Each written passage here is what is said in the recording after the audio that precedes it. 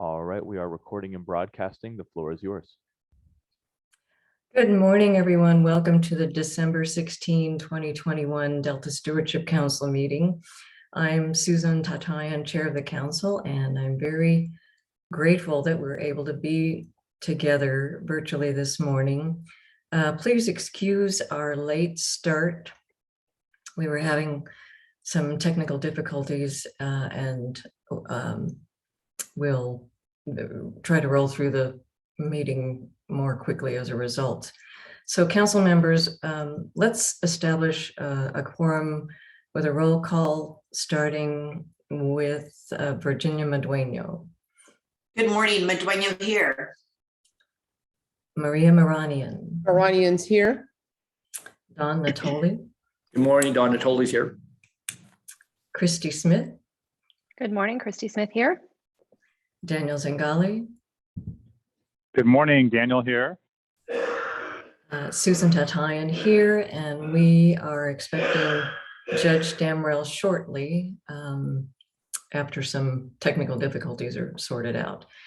So if any member of the public is interested in providing public comment, please send an email blue card to the clerk at engage@deltacouncil.ca.gov as seen on the screen.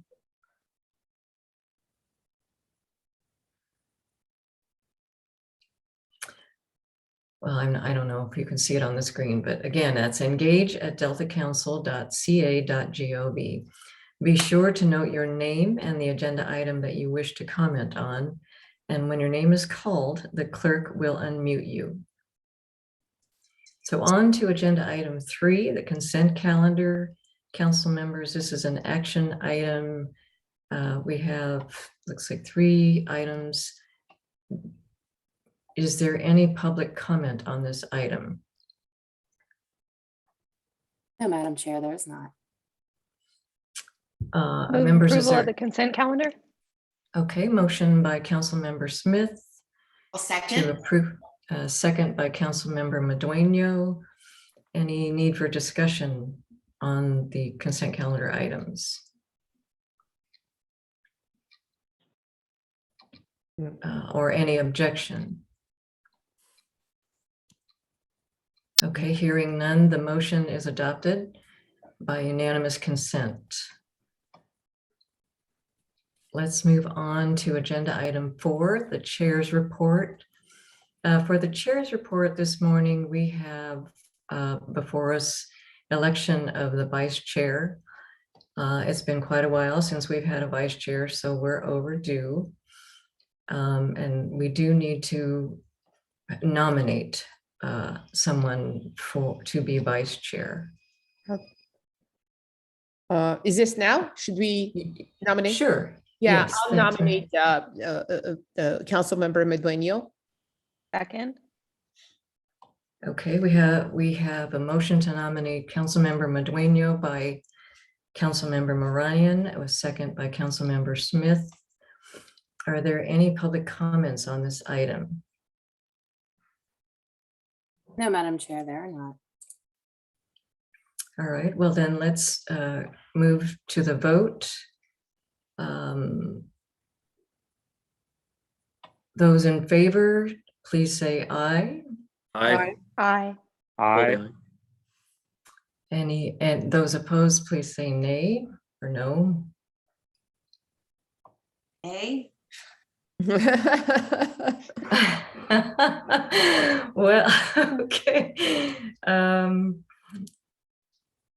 The ayes have it. So we're assuming, Virginia, that you accept this nomination. Thank you so much, Madam Chair. Yes, I humbly and proudly accept the nomination and very happy to step up and assist you as your vice chair. And again, looking forward to a new chapter in bringing more attention, if you will, to our council, to the work that we do, the advocacy role that we play. And again, a pleasure. And thank you so much to my peers, and looking forward to an exciting 2022. Yes, great. Thank you, Virginia, and congratulations. Thank you. So on to agenda, just one more item under the chair's report. I wanted to share very quickly with you. If you haven't seen it yet, there's an award-winning video, a documentary called River's End, California's latest water war. And it is really well done. It covers the basics, but it also covers some of the politics. And it has great illustrations of our water system. And in chapter 2, it has these chapters. Chapter 2 is titled "The Delta is the Big Story." And I'll just read a quote quickly. It just really struck me what Professor Char Miller said in this documentary. He said, "There's no stage bigger than the Bay Delta to help us articulate what's going to make us more nimble, what's going to make our communities more just, and what's going to make this planet still habitable by human beings." Pretty amazing statement. Anyway, I highly recommend watching it. The documentary is available on Apple TV, Google Play, Prime Video, and other streaming services. What is the name? Rivers and California Water? River's End, Uh-huh. California's latest water war. And in the documentary, you'll see some folks who have come before the council at public comment times. So worth the watch. On to agenda item 5, public comment on any item not on the council's agenda today. No, Madam Chair, there's not. All right, well then let's move on to agenda item 6, executive officer's report with Jessica Pearson. Good morning. Thank you, Chair Tatian. As I mentioned at last month's meeting, staff have prepared a proposal to revise the council's appeals procedures for covered actions. The proposed revisions are designed to address lessons learned while processing the appeals received by the council over the past 3 years and are intended to improve the process for all parties.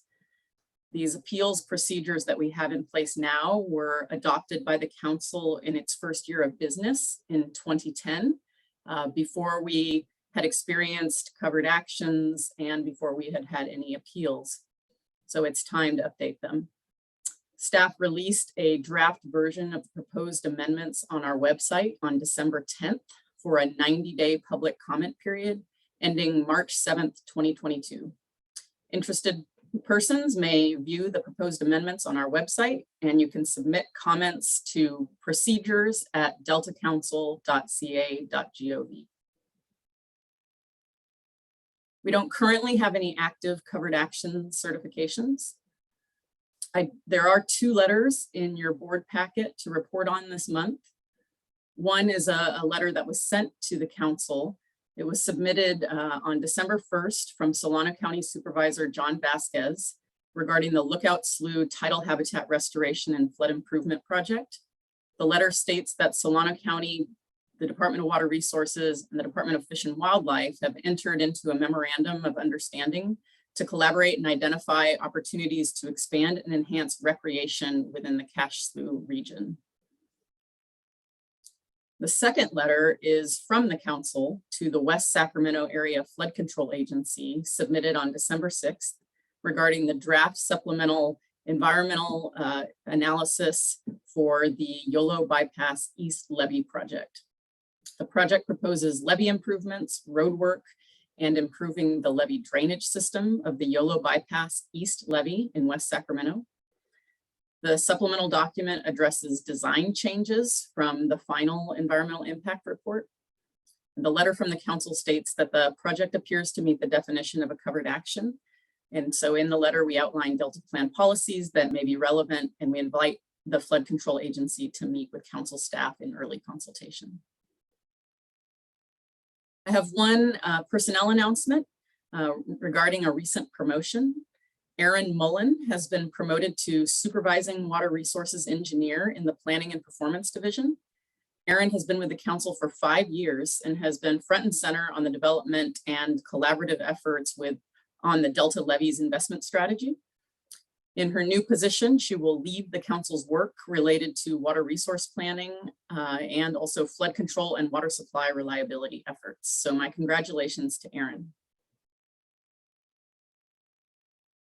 I would now like to invite Assistant Planning Director Harriet Ross to the microphone to provide a quick update on our ongoing process of developing the second phase of Delta Adapts, which is our climate adaptation strategy for the Delta region. Harriet, are you on?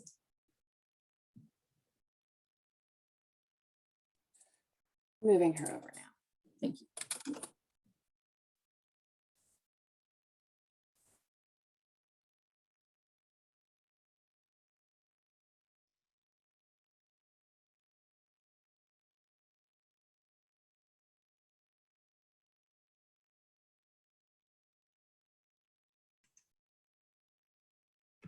Good morning, Chair Tatayan, members of the council.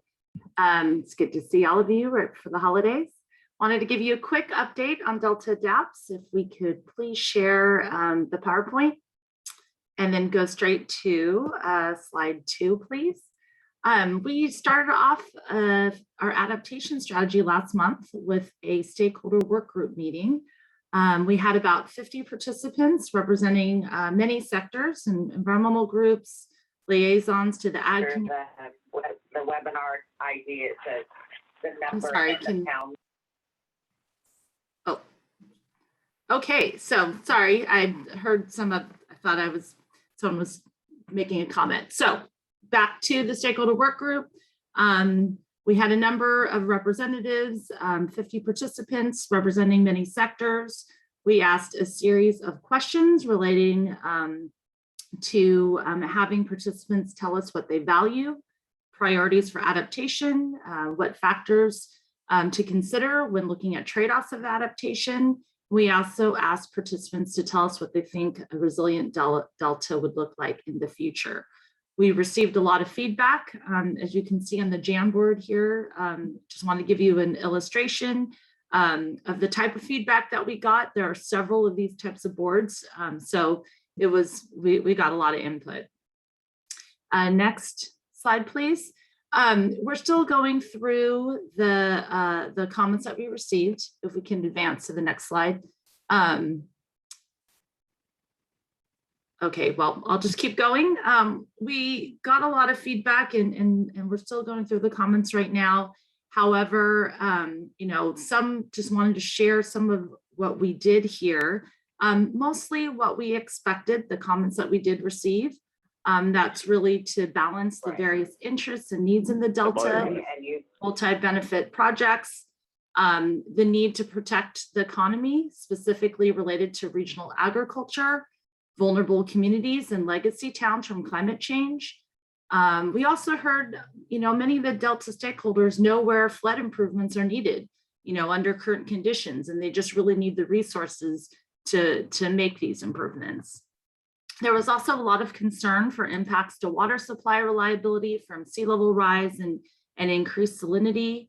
We also heard about subsidence reversal really needs to occur at an adequate scale to make a difference across the basins and the islands. And we also heard a bit from the ag community or the liaisons to the agricultural folks, and what they're saying is adapting to agriculture may mean more diversified vision of what working lands includes. Really, for example, looking at carbon and tule farming, manage wetlands for biofuels, more rice production, for example, and to really maintain productivity of any type. Farmers really need the reliability to predict the conditions of the season, and that's really related to water levels, salinity, sediment, and they really need that reliability to make those decisions on what to plant and how to move forward. And also, we really need to consider who will be harmed by climate change the most, who will benefit or lose from implementation of different adaptation approaches. And what we heard is that those affected the most should really be involved in the process. And on to the next slide. After the stakeholder work group meeting we had in November, we formed 4 focus groups to cover flooding, ecosystem, water supply, reliability, and agriculture. And the purpose of these focus groups was really to dive into the details of these topics for adaptation. So 3 of our 4 focus groups met over the last week, and just wanted to give you some of the key highlights from those meetings. So for the water supply reliability focus group, we did partner with, we're partnering with the department as well as water board staff and Office of the Delta Water Master. We had, to really plan and come up with the questions that we asked this group. And so some of the highlights of that meeting we heard included a lot of concern that climate change impacts would reduce storage, that could increase demands on groundwater and the need for water transfers, as well as potentially reduce water supply to address water quality. We also talked a bit about adaptation actions and some potential things that we should consider. And that included revised water management and reoperations to provide more system flexibility, consider water supply infrastructure improvements for more flexibility and to capture high flows for storage and supply, as well as considering new or amended regulations to allow for more creative partnerships and transparency in reporting. And we also spent some time talking about desired outcomes for water supply reliability. We talked about developing more water storage, optimizing upstream, onstream reservoir operations, and having a more flexible water system. And then on the next slide, some of the key highlights from the ecosystem focus group we heard was really the importance of having a shared vision for the Delta that goes beyond opportunistic actions and really takes a whole systems view at restoration. Also looking at multi-benefit projects that can efficiently leverage the limited land area available for adaptation and the urgency of doing something now. The flood focus group, we had a long discussion. In fact, we couldn't get through the agenda and have to have a follow-up meeting. There was clearly a deep understanding that flooding consequences are severe in the Delta. And the focus group members really wanted us to be creative and really think outside of the box to think about adaptation solutions for flooding. And those solutions really need to serve multiple benefits. And this group is highly engaged and motivated to find solutions that are reflective of their interests and can truly help solve the issue and how we can adapt in the future. And on the next slide, just wanted to quickly go over how this input that we've been gathering through these processes will be used. And we'll be taking it to help us identify those adaptation approaches to consider by each of those technical topics. We'll be taking this input to help formulate the landscape-wide scenarios and really looking at identifying metrics and trade-offs for adaptation. And then ultimately, we'll be using this input to develop adaptation strategies that will show up in the document itself. And we are planning on 2 more stakeholder work group meetings and at least 2 more sets of focus group meetings. So we're in the very beginning of the process still. And then just wanted to end with the last slide here on our next steps. Our ag focus group will be meeting in mid-January. We are in the process of reaching out to landowners and farmers in the Delta, and we're hoping to engage this specific group in February timeframe, early next year. And then lastly, as part of the environmental justice expert panel that we have formed for the environmental justice issue paper, that group meets monthly, and we plan on talking about adaptation with this group in the spring time. And that's it for me. Any questions?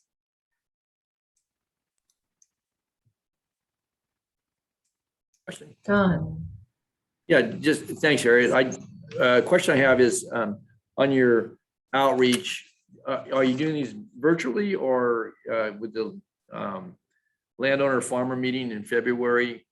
What database are used for your invite to that meeting. Again, I'm just kind of curious. Obviously, a lot of work, a lot of moving parts here, and appreciate the update, but I'm curious about that. Thanks. Yeah, definitely. Right now, we're planning on a virtual meeting. You know, things change quickly, so maybe, but that's what we're planning on right now. And our database is basically just through our interactions with folks and conversations and our contacts through these boundary organizations that we're meeting with and are also planning on having that are part of the agricultural focus group. They're really connecting us to those growers and landowners. And the list is quite long at this point, but I'm happy to share it with you so you can add in, you know, take a look and add any additions that you may have. But that's yeah, I don't have any specific suggestions. I trust you're working with the local farm bureaus who obviously have a network that, you know, goes outside the boundaries of the Delta, but certainly they have a good understanding. And I might suggest, and again, might want to reach out to Eric or with the commission, you know, Delta Protection Commission, and see if there's any additional folks. And maybe all those lists have already been merged, and so I trust you've done a thorough job. I just was curious as you pull this together, because I think it's some very important work, and I think that, you know, this ongoing follow-up is really important to you know, what we ultimately end up with on this, you know, on the whole plan. So appreciate that. Thanks. Virginia. Yes, thank you. Harriet, thank you so much for the presentation. As always, love hearing what you have to present. Just a quick question with regard to the focus group. If you could share some of the demographics of who's included in this group, maybe some just general background, area that they cover, just some generalities would be great. Yeah, certainly. So first of all, we did do a open wide call to join the focus groups at our stakeholder work group meeting. But generally, I would say, and they vary for each of the focus groups. So for flooding, we obviously have Central Valley Flood Protection Board representatives, as well as reclamation district engineers and local flood control agencies. That's probably the bulk of the flood group. We also have, for water supply, we're teaming with, like I mentioned, the Department of Water Resources, as well as the State Water Board representatives. We also have the state water contractor representatives, and just basically folks that have been very involved in water supply in the Delta. Those are the folks in that group. For ag, it's pretty big. We have the local farm bureaus, we have the UC Cooperative Extension. We do have some landowners on that list as well, but it's not as big because we were trying to keep these focus groups manageable. And then after the feedback we received at the stakeholder work group, we decided to really expand and create a separate group of those landowners and farmers. We also have, we've also invited farm labor groups. We haven't had very much success in that, however, in getting participation. So those are kind of, that ag focus group is quite large. There's a lot of boundary organizations that we have, and CDFA contacts as well that make up that group.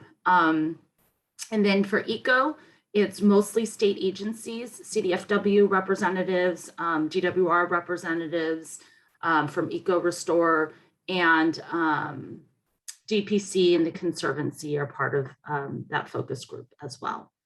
So that just, I mean, there's more, I'm sure I'm missing it, but those are the main folks of those groups. Got it. Okay, thank you so much. Appreciate that. Any other questions for Harriet? Harriet, I have a question. Is there some point where you'll have outreach that intermingles the focus groups? Yes, and that will happen at the stakeholder work group level. So we were trying to, make sure we weren't taking up too much time. So that's why we had these breakout in the focus groups to dive into the details, but all of the various interests will come together at the stakeholder work group level. And those meetings are interspersed in between major milestones of the focus groups. Excellent. Yeah, I was just thinking about adaptation strategies that link, for example, flood risk management with water supply management, and it'd just be good to see what comes out of the larger groups and hear how the discussions go. Absolutely. Well, if council members have no other questions, then we'll move on to public comment. Is there any public comment? Actually, sorry, Oh, Chair, I have just a little bit more. bit on my more. report. Okay.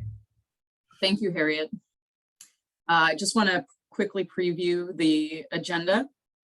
First, the council will receive an update on the recently released draft 2022 to 2026 Science Action Agenda. This is the culmination of almost 2 years of collaborative work and outreach to identify collective Delta science priorities. Next, the Delta Protection Commission staff will give an overview of the draft California Delta Trail Master Plan. This was recently released and it's currently available for public comment. The master plan and the Great California Delta Trail advance implementation of recommendations that are within our Delta plan in the Delta is Place chapter. And lastly, council staff will present updates on key Delta plan performance measures from the past year and report on performance measure dashboard use. We have a dashboard on our website in 2021. And with that, I'll take any questions, but I conclude my executive officer's report. Thank you, Chair. Certainly. Any questions for Jessica?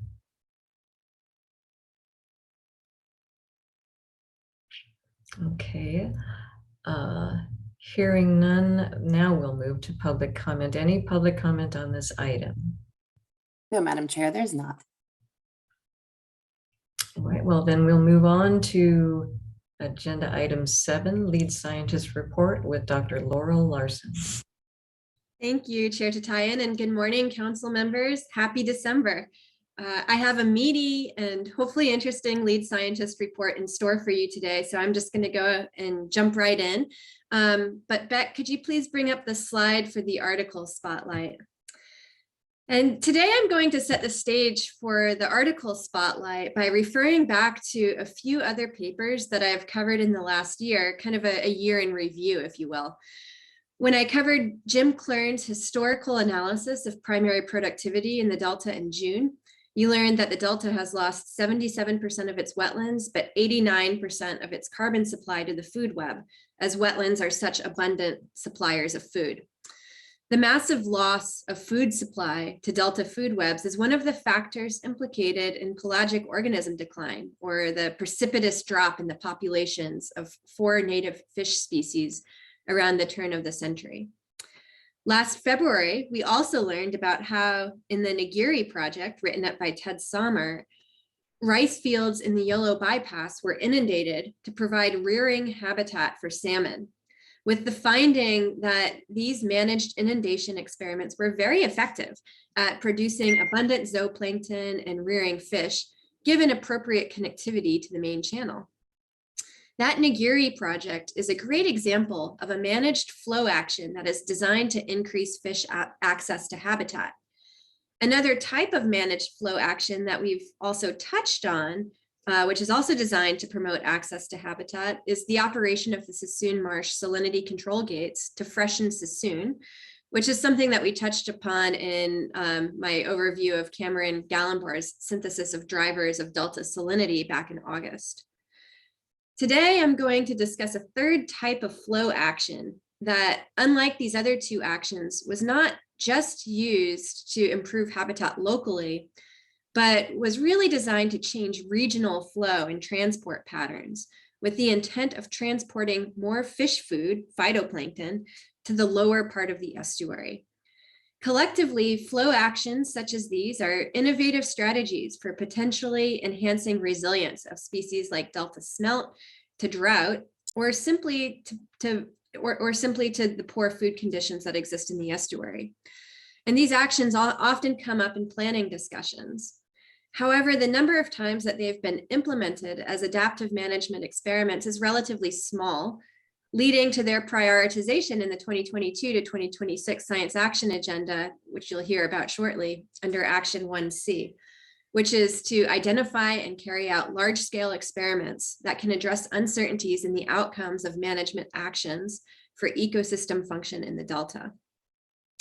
So the flow action that I'm going to talk to you today, which is profiled in this article, is the 2016 North Delta flow action. This action was really directed toward Delta smelt, which, like other native fish species, has suffered from a decline in food. One part of the Delta that's known to provide good habitat for the Delta smelt is the Cache Slough complex in the North Delta, shown here on this map. This region retains some of the more complex tidal channels that were characteristic of the historic Delta, and it's connected to the Yolo bypass with its higher plankton densities. While we know that this area generates phytoplankton that contributes to downstream food webs during the wet winter and the spring, this role is repressed during dry summers, when upstream diversions induce a negative upstream flow through the region that directs food resources away from the lower estuary. 2012, however, featured unusually high agricultural flows during the summer through the Yolo bypass and the Cache Slough complex, and did not generate those negative flows. Instead, the high downstream summer flows helped trigger the first fall phytoplankton bloom in the upper estuary in over 2 decades.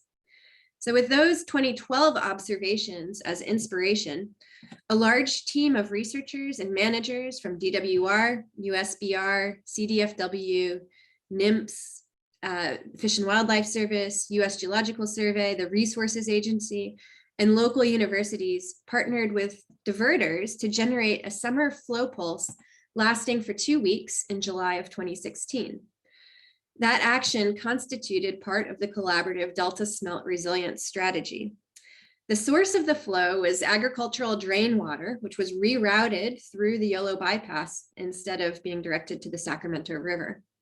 Now, to do this successfully, the water level of the Sacramento River needed to be raised, and that was accomplished through modified operations of the Keswick Dam. So this was an action that required a tremendous amount of coordination and planning.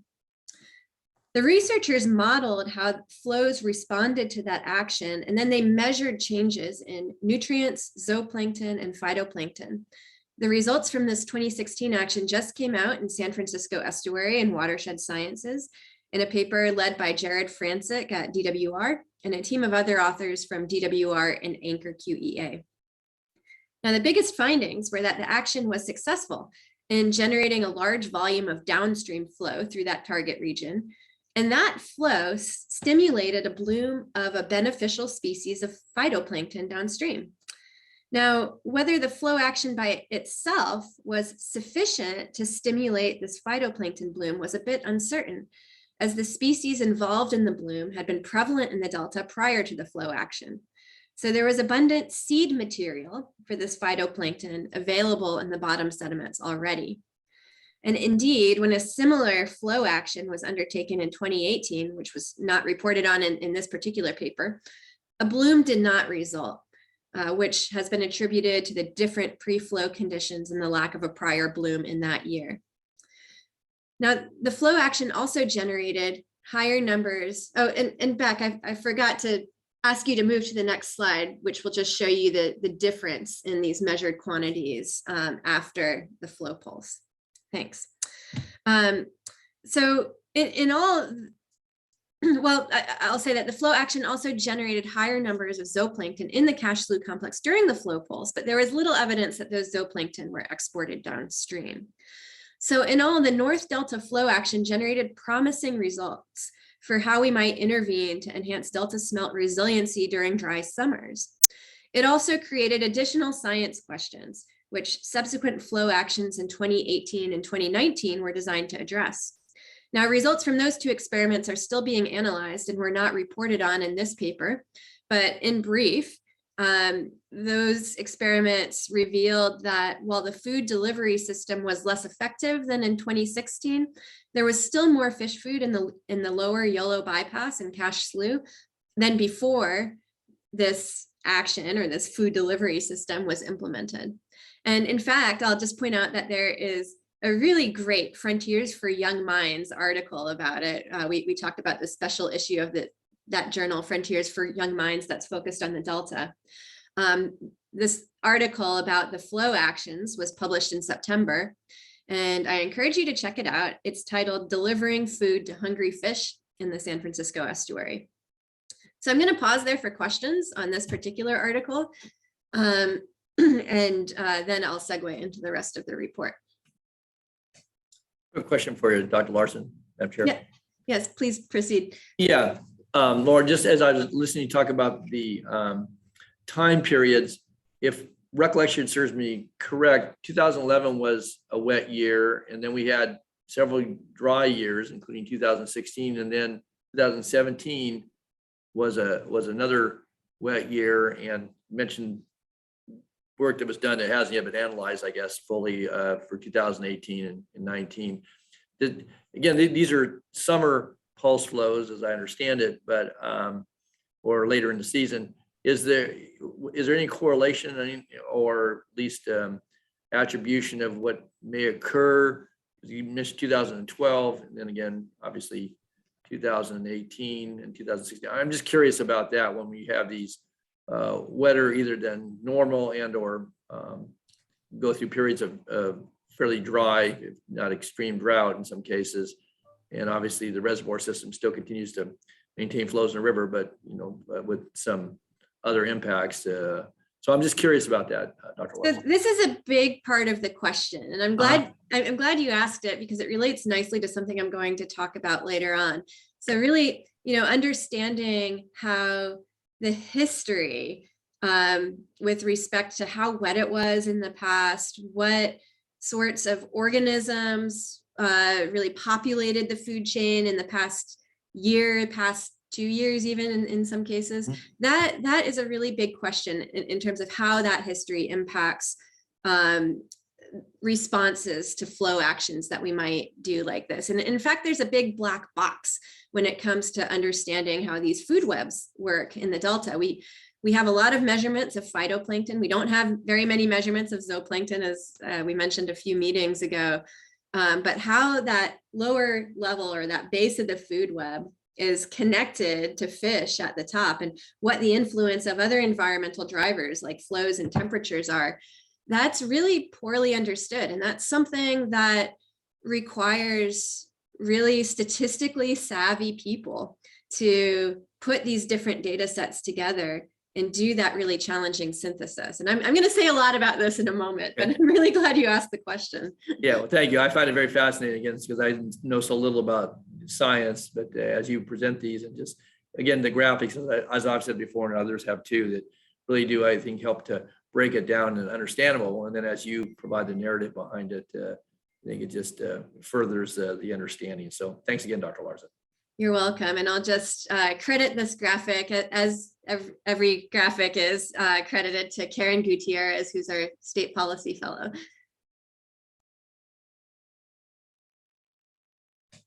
Any other questions before I move on?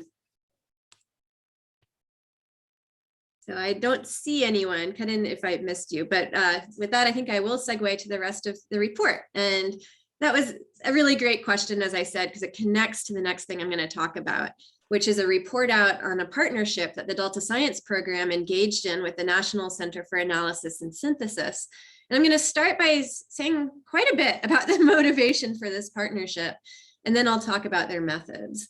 But in this article spotlight, and we could probably take the slide down now, we discussed how flow actions are being used to generate food for fish. But then at the end, we talked about how the different flow actions in the North Delta over the years had fairly varied results. Now, these results underscore that we don't totally understand how to generate more food for native fishes, because as I was just saying, the food web is a bit of a black box. The Collaborative Adaptive Management Team, or CAMP, and other collaborative groups in the Delta have discussed a need for developing predictive tools, models, that will help us anticipate the outcome of a given flow action, which can then help us decide whether and when to implement these costly, high effort endeavors.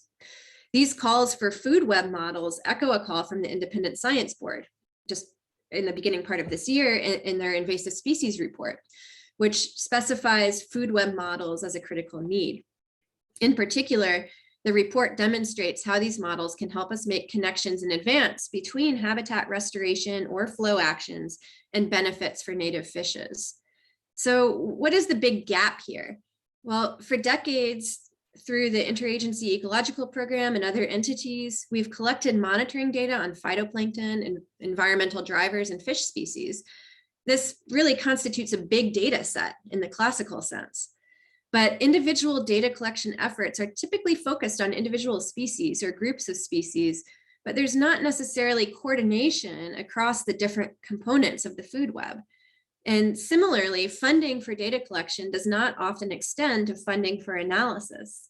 These issues are not unique to the Delta by any stretch, but are pervasive across the environmental sciences. It can be very challenging, costly, and time-consuming to use existing data to address holistic questions about the system because data sets are often not compatible, or at least not readily compatible. For instance, they might have different formats, different timestamps, and different assumptions that were invoked in the data processing. And up until recently, many of them may not have been accessible, though AB 1755 is changing that for the better. Another challenge is that the techniques for analyzing big data are also evolving rapidly, and scientists who are trained as subject matter experts often don't have the skills to do this analysis in a way that answers those big questions of what is causing what in these complex systems. So these challenges often can thwart seeing the return on scientific investment because without those big picture analyses, we really can't answer some of the biggest questions relevant to management needs. Synthesis is an approach. Synthesis is the answer here. It's an approach to scientific discovery that allows us to look across individual data collection efforts and answer big picture questions about the whole system. Synthesis is an increasingly critical science need, and it's also one of the core functions of the Delta Science Program. But the synthesis needs are far bigger than any one agency can tackle. I'm told that former lead scientist Peter Goodwin used to say that solutions for managing the Delta more sustainably lie in the data that's already been collected. It just needs to be unlocked. Delta Science Program engaged in its partnership with the National Center for Analysis, Ecological Analysis and Synthesis as a way to provide training to our broader community of scientists so as to enable far more agencies and scientists to perform this needed synthesis. So through the NC's DSP partnership, a working group of 19 participants from 9 agencies and universities convened for 3 weeks of training and collaborative work, which took place at UC Davis in person in September, October, and November. Now, given the urgent need for synthesis to understand controls on the estuarine food web, the working group focused on applying their training to addressing that challenge. Through the summer, DSP staff and NCs pulled together the data that would be needed to analyze relationships between these different components of the food web and environmental factors, effectively producing a ready-to-go database that will also be made accessible to others outside the working group as one of their products. The 19 participants worked with and continue to work with this data set in 2 working subgroups, which are focused on understanding the effect of flood management on estuary health, and then on identifying drivers of food web dynamics on an estuary scale. The preliminary results are going to be presented internally in January, and a series of outputs is expected in mid to late 2022. And I know a lot of people are really excited about these results. The expected outputs include peer-reviewed publications, presentations, and fact sheets that translate the scientific analyses to meet management needs. And they're also going to produce broadly accessible data and models that others can reuse. So I look forward to providing you with future updates, but they just completed their 3 weeks of in-person work. So wanted to report out now on that initiative and what they're trying to do. So that was a rather long overview, but it's really important because I think that synthesis in general is not well understood. And it's a growing need. And it's one of the aspects of the science that we do that I think has the greatest potential to address some of the biggest management questions. So with that, I'm going to talk a little bit about another ongoing initiative, which is the Environmental Justice Initiative. And I'll refer you to your packet because there's a great update there, a very detailed update on what's happening with our environmental justice or EJ initiative. And just as a reminder, the Council's 2019 5-year review report identified EJ as a priority issue and recommended preparation of an issue paper to investigate the need for additional strategies or responses to address EJ within the Delta Plan. Also to summarize the best available science and identify future policy options for the Council to consider. The preparation of that issue paper was initiated in February of 2021. And then recently, the Council began doing outreach to EJ organizations and community-based organizations to arrange for interviews that will inform the EJ issue paper. Council staff intend to conduct approximately 30 interviews from a broad set of groups working across many different EJ issues and in different regions of the Delta. And I just want to flag this for you because if you or someone you work with would be interested and willing to interview, or if you have feedback or questions on the approach, please contact Council staff at the email address that's included in your packet under this item. So another topic that I'm excited to report out on is that the Delta Interagency Invasive Species Coordination Team, or DSC, symposium, which is a biennial event, was held just yesterday. In 2013, the Delta Interagency Invasive Species Coordination Team was formed to foster communication and collaboration among California state agencies that detect, prevent, and manage invasive species and restore invaded habitats in the Sacramento-San Joaquin Delta. Participants in DSC include state agency program managers and scientists, research and conservation groups, federal agencies, and other stakeholders. And the Delta Stewardship Council is a co-chair of that team. As outlined in the Invasive Species Coordination Framework, the goals of the DSC team are to establish a framework for strategic planning, coordinated implementation, education and outreach, data management, research needs, and funding. And one way that they do this is by holding this biennial symposium. Yesterday's symposium focused on the challenge of early detection and rapid response to species invasions once they're detected. And this is commonly referred to as EDRR. EDRR is a second line of defense for our system once prevention measures have failed. Eradication at these early stages before the species has had a chance to get established and spread is the most cost-effective and efficient way to protect our system from the ongoing threat of invasive species. Sessions at the symposium focused on lessons learned from EDRR efforts in other systems, successes and setbacks in EDRR efforts in the Delta, and emerging EDRR tools and challenges. The Council was well represented at the meeting. I gave an opening talk. We also had Emily Reisner and Louise Conrad moderate sessions and a panel respectively. Rachel Klopfenstein and Emily Reisner were also involved in the planning committee for the meeting. And Steve Brandt of the Independent Science Board gave a plenary talk on the ISB's invasive species review. The symposium laid a great foundation for developing a framework for implementing EDRR in a systematic way in the Delta.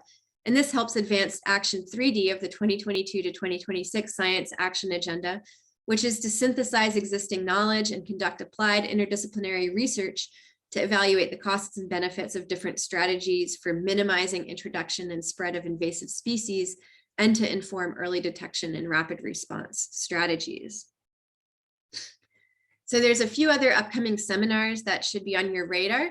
One is the Adapting Restoration for a Changing Climate Symposium that I discussed last month. I won't provide the details again now, but I just want to remind you that that's going to be on February 2nd to 3rd.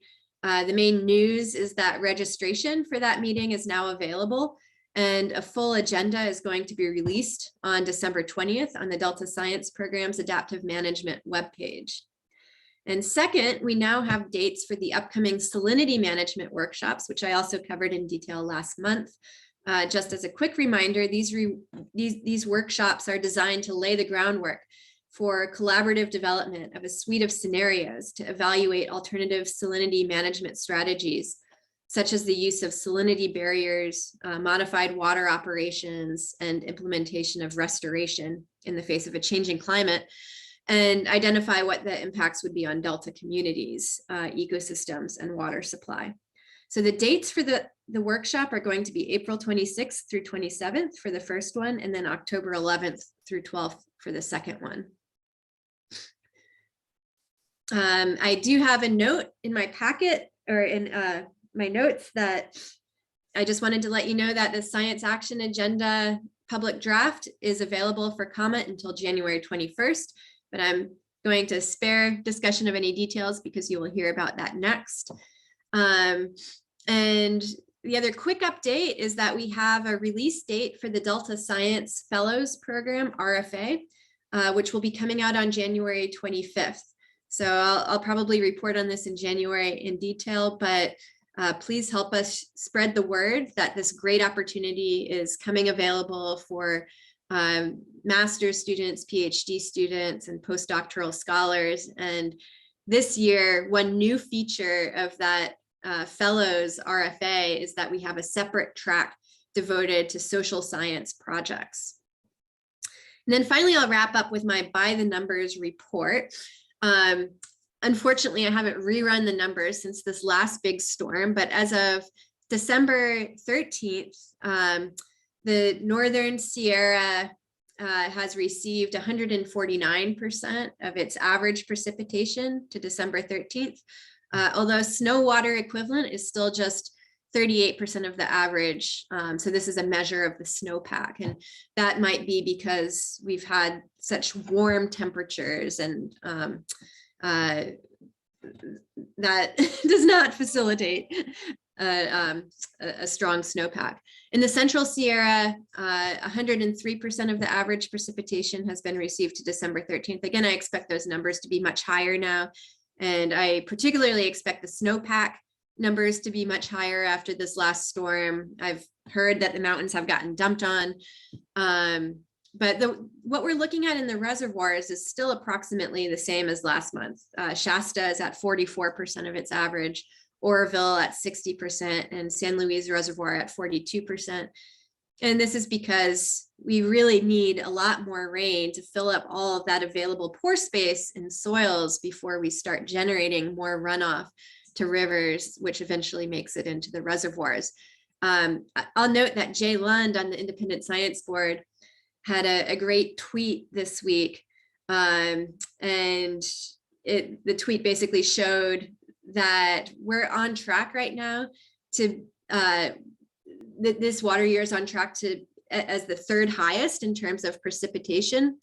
And just to put some numbers in perspective, California's big October storm was 12 inches of precipitation here. The last couple of days added about another 5 inches. And Jay Wright said it will take about 6 more storms like this week's to achieve average annual precipitation for the water year, and more still to end the drought.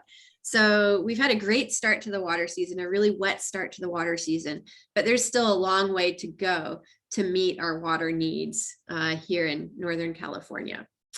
So that's the end of my report, and I'd be happy to take questions. Thank you, Doctor. This is Daniel. Thanks again for another interesting, outstanding report, and especially for all the teamwork that goes behind a report like that. I have 2 quick questions. One is the reservoir averages that you just mentioned. Can you remind us how many years are those averages based on? What period of time do we draw the average from? Do you remember? I don't remember exactly how many years it is. It is decades, though. It's That's all I needed. Yeah, the available record. Yeah, that's a big range we're covering there. And then I appreciated the environmental justice report. Could you give us a little bit more texture? I know we don't have a lot of time, but I'd just like to have a better sense of who we're hearing from, what are they telling us, what's the volume of input coming in, the range, you just give us a little more detail on that, please? Yeah, that's a great question. I don't have the information on that available, but Dr. Jess Rudnick is the point person, and I can check in with her to get some information on who has responded already and who they're reaching out to. So I could definitely put you in touch with her. Okay, I'd appreciate that. Thank you so much. No problem.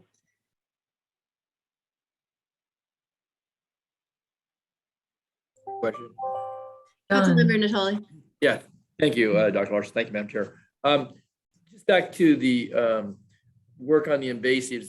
Is that all inclusive? It's not just vegetation, it's mammals, it's organisms, up the food chain. So when you talk about invasives, it's the whole spectrum, Dr. Larson? Yeah, that's correct. And yesterday at the symposium, we heard about taxa ranging from bacteria all the way up to nutria. And so it really covered everything. There were specific discussions about aquatic weeds, mussels, of course, nutria. Yeah, not as much discussion of invasive fish yesterday, but that's something we deal with regularly as well. Right.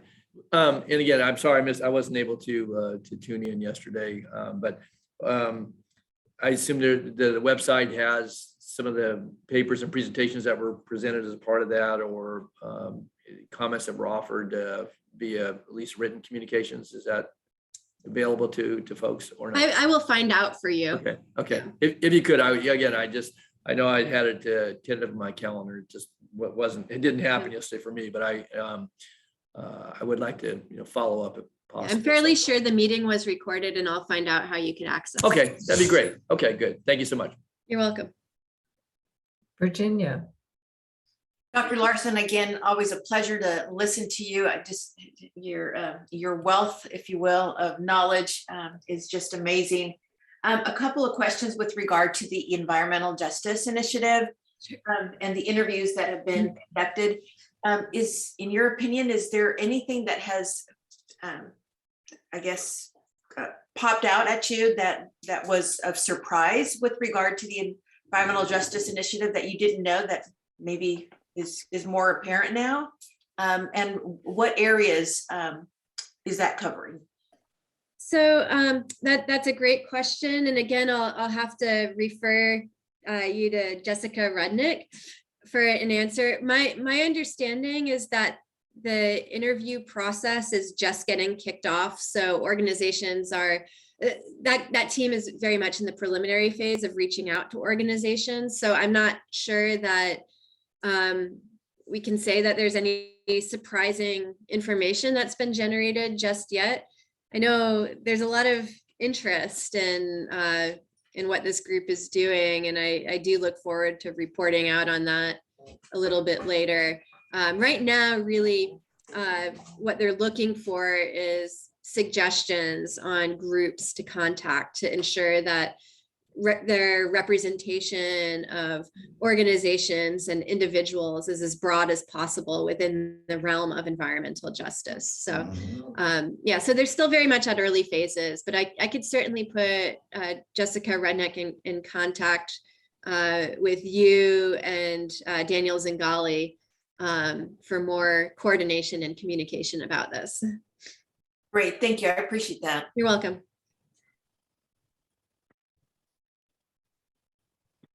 Jessica, maybe we can, and Susan, maybe we can make it an item on the agenda for a future meeting. Yeah, good idea. Yes. Yeah, that Thanks, makes Daniel. a lot of sense. Yeah, I think that is a great idea. And just a quick update, Rachel Klopfenstein sent me a message saying that the invasive species coordination team recording will be made available in coming weeks. And so I'll make sure that that link to the recording is included in the next lead scientist report.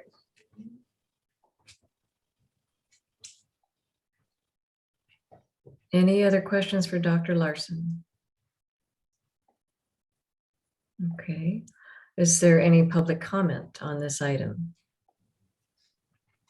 No, Madam Chair, there's not. Well, then thank you, Dr. Larson. let's move on to agenda item 8, the Science Action Agenda update. And are you introducing? Yes, I'm going to stay on. I am delighted to introduce Rachel Klopfenstein, a senior environmental science within the Delta Science program, to provide a presentation on the 2022 to 2026 Science Action Agenda update. She has been the team lead on this item.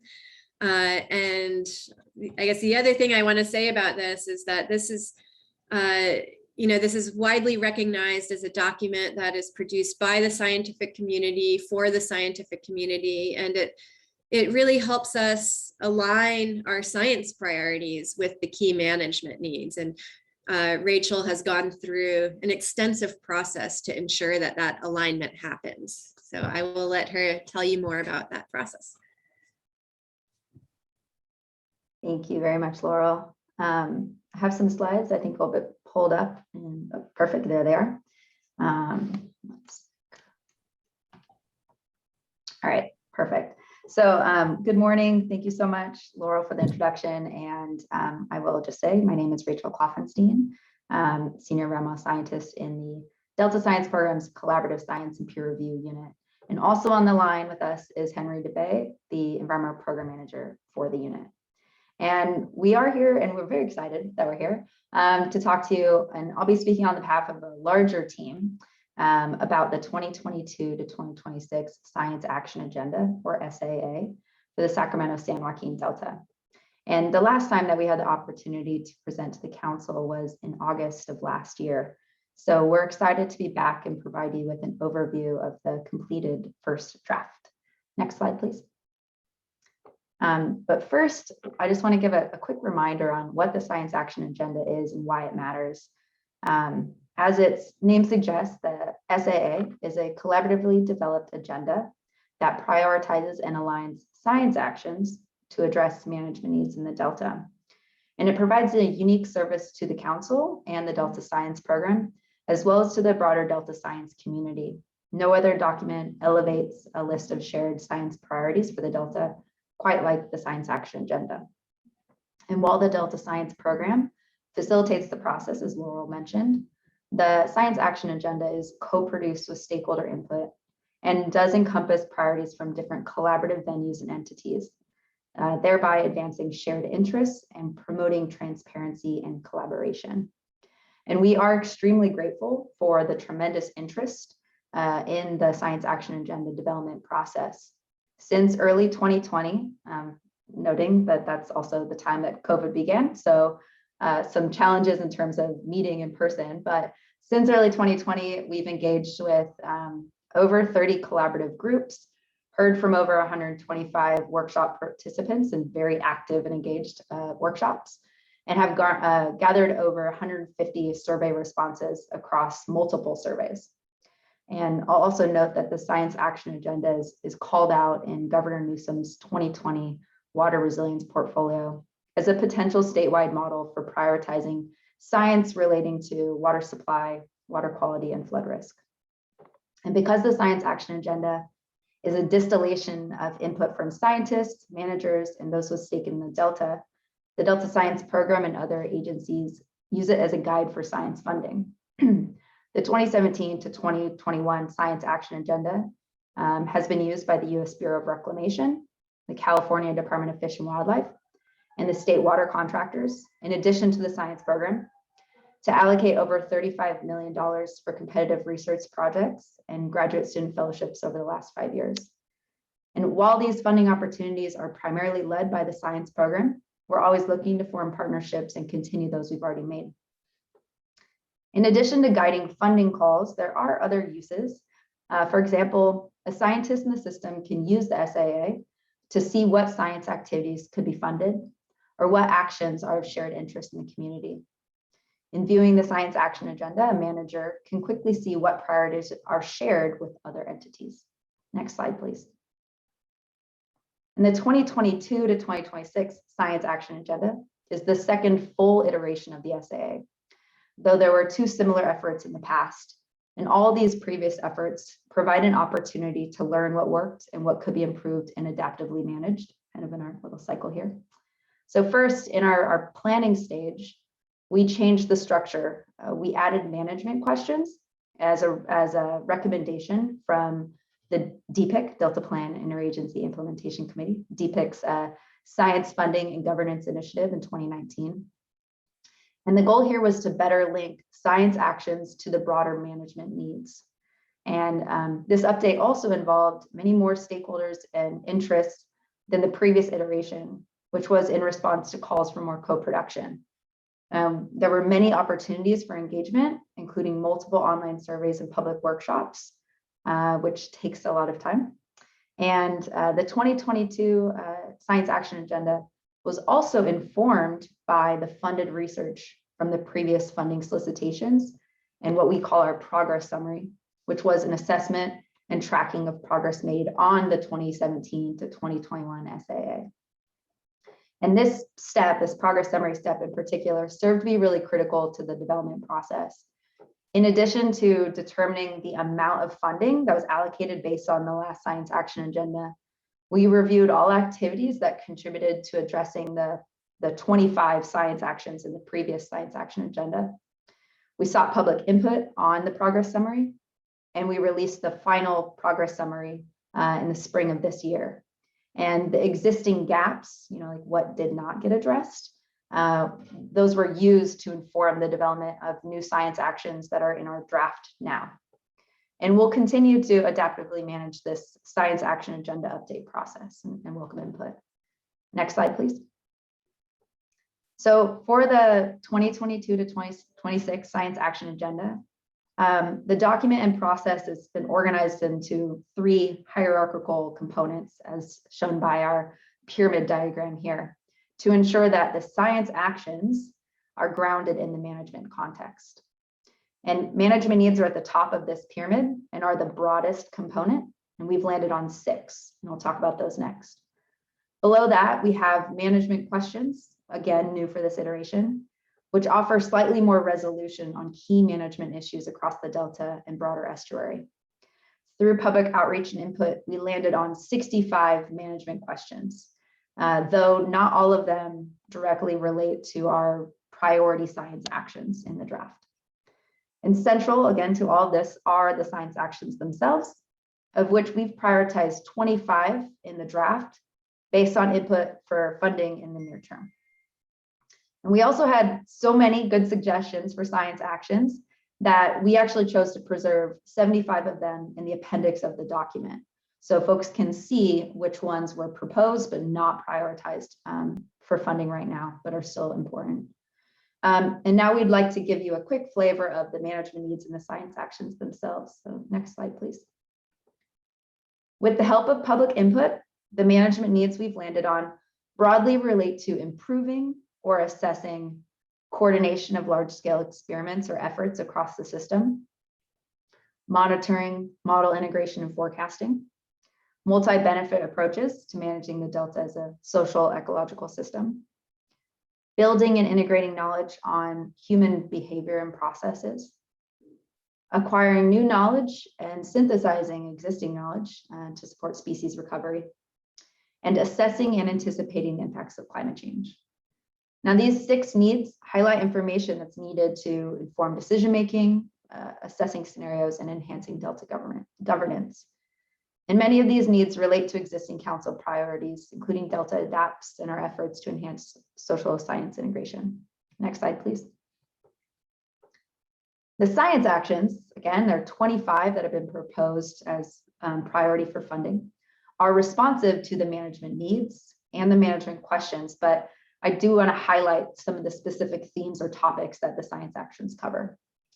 For example, enhancing forecasting and monitoring efforts to be more nimble, effective, and forward-looking, understanding impacts and management of contaminants and harmful algal blooms, which can have detrimental effects to people in the ecosystem, increasing knowledge on the Delta as an interconnected social ecological system with particular emphasis on understanding values, equity, and resilience, improving invasive species management, such as detecting and responding to invasive invasions earlier, and better anticipating and addressing climate change impacts that threaten the Delta. And here's one example, science action that's included in the draft related to the drought, or in general drought. So evaluating social and ecological trade-offs of drought management actions. And it's worth noting that in incorporating input and crafting the science actions, we sought to strike a balance between specific and broad, but broad enough to be inclusive of the input that we receive, but also responsive to the recognition in the system that we have management gaps that relate maybe less to individual processes and resources, but rather connections between processes and resources. And then we also have some science actions that are quite specific to advance key gaps in the system, like for species recovery.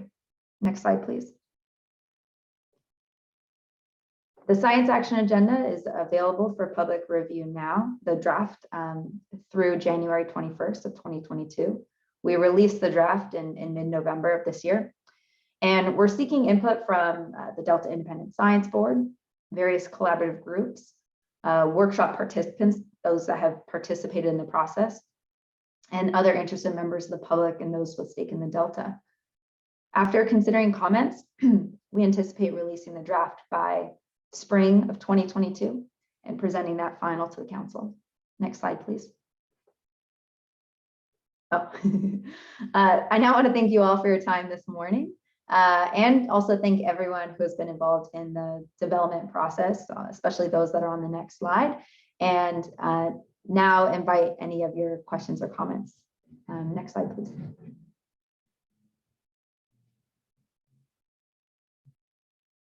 Thanks.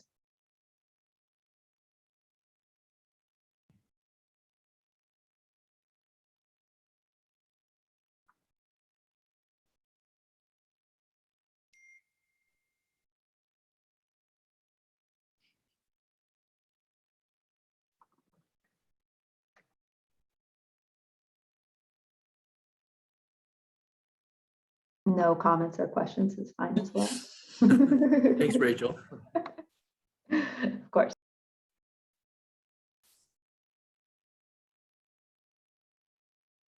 Do we lose our Chairperson?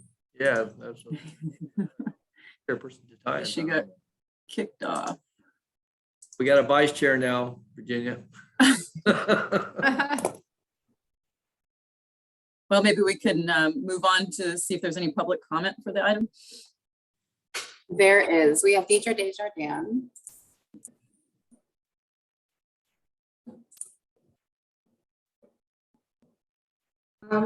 Thank you, and I really appreciate the extensive public input process. I think this is incredibly important as the Delta faces the challenge of climate change.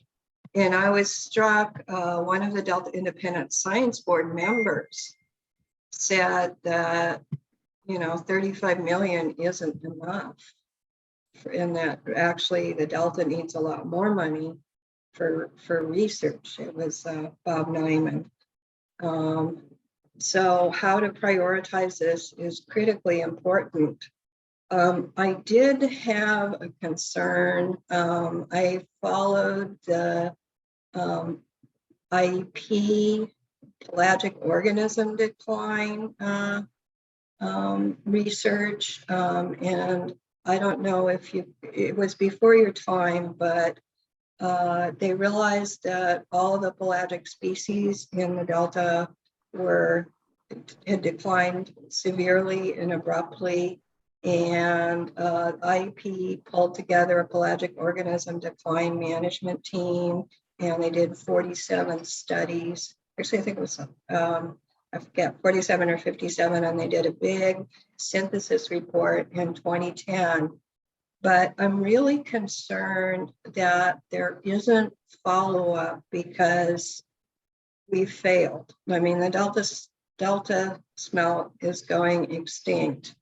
And we need to look into that and not just attribute it to climate change, because that's a conclusion. I mean, the science action agenda only mentions, it doesn't mention extinction anywhere in the document. It mentions native species management under climate change.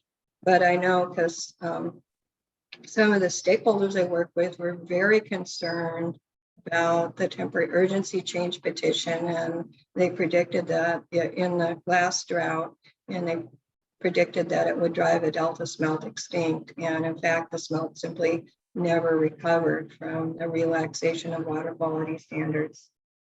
So since the delta ecosystem is such a critical part, we are going to be submitting comments, and we'd also, the other issue I have is I'd really like to see the advisory board, some transparency about the role of advisory council that was drawn from a science governance and funding initiative, and who is on it and what recommendations they gave about the science action agenda, because that's very much dominated by the big players in water, which are, the big water agencies.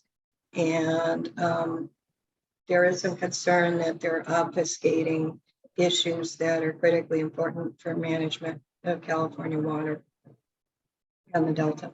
Thank you. Great. Is our chair back? Beck, it sounds like she's having trouble getting back into the meeting. Can we send her an invitation or make sure that she's on the right side, the panelists? I'll resend her a link. Okay. I think Great. she's testing me. Yeah. It's a pop quiz. Out of the frying pan into the fire. Are there any other public comments on this item, Beck? There are not. Okay. Well, next on the agenda, we have the Delta Protection Commission presenting on the Great Delta Trail Master Plan. So I'd like to welcome the Delta Protection Commission staff. They're going to present on the recently released draft. And as I mentioned earlier, the master plan advances implementation of numerous Delta Plan recommendations regarding the Delta as place. And the development of the trail really has the potential to boost recreation and tourism in the Delta for years to come. So I'm excited to hear the details of the presentation.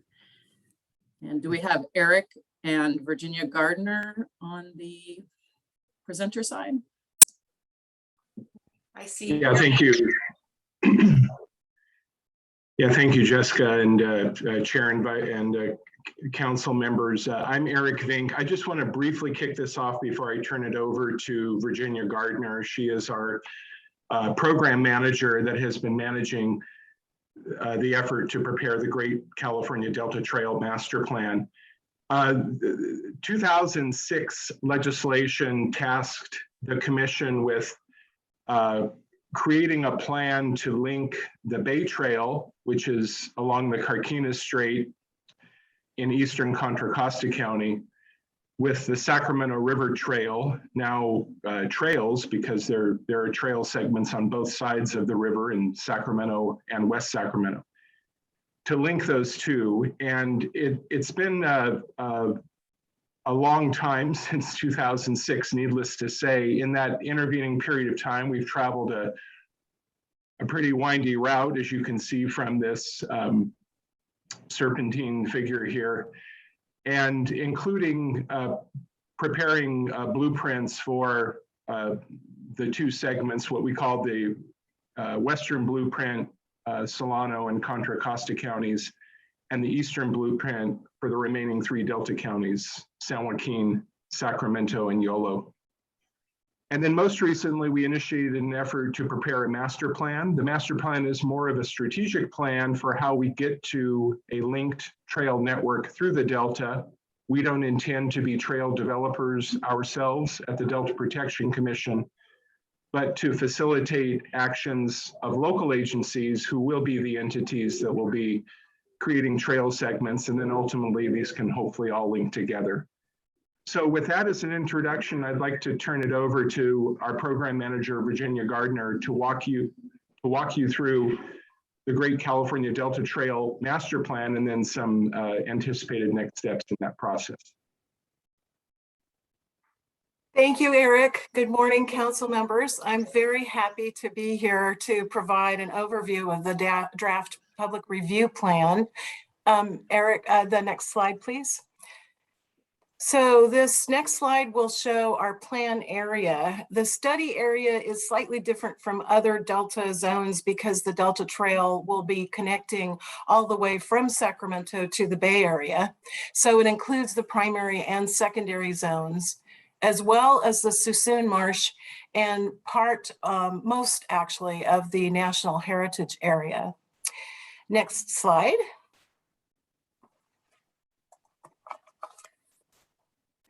The plan structure consists of 5 chapters with supporting information in the appendices. Briefly, chapter 1 will set the context with a high-level overview of the plan content and our outreach results. Chapter 2 covers existing conditions within the Delta that are most relevant to trail opportunities and challenges. Chapter 3 and chapter 4 dive into the substance of the plan. Chapter 3 by introducing the regions, regional maps, and recommendations, and the chapter 4 with our design element suggestions or guidelines. And then chapter 5 sets up how the trail would be implemented. The appendices include expanded information on items that were summarized in the plan, including the public survey results, literature review, sample design designation process, checklist, as well as information about funding opportunities. And next slide, please. So just to give a quick overview of the chapters, this slide shows our public outreach results, a portion of them.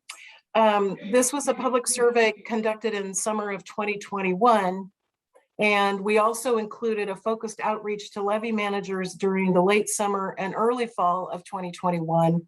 And then, of course, we had ongoing coordination with our technical and stakeholder advisory committees as required by the Delta Trail legislation, which began in late 2019 and wrapped up in September of this year.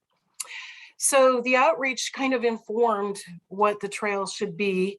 The public survey included a fairly small response group of 201.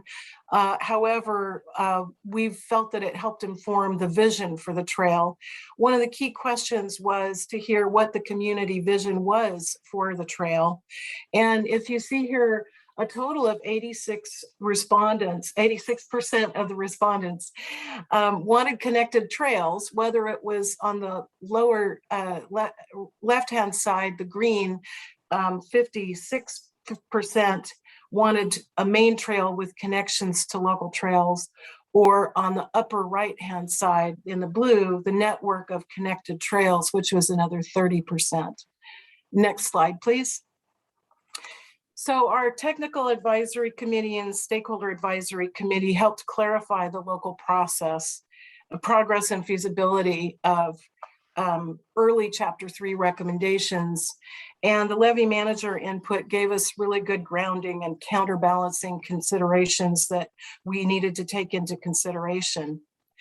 In chapter 2, we pair existing conditions maps with discussion of the existing conditions. And these include maps of the levee systems, roadways, bridges, and ferries, regional trails, both planned and existing, transit to trails, boating and waterways, outdoor recreational facilities, and others. So there's pretty extensive mapping providing guidance to local communities that would be developing trails to keep in mind what they need to consider. Next slide, please. Then chapter 3 introduces the 4 trail types, as well as the maps of each region. The main trail is the core or the spine of the trail. This will be signed with the primary Delta Trail existing logo medallion that you see on the lower left. Where feasible, these segments would have the broadest range of user types, which would provide the best Delta experience and prioritize connections to legacy communities, public transportation hubs, and other important Delta destinations.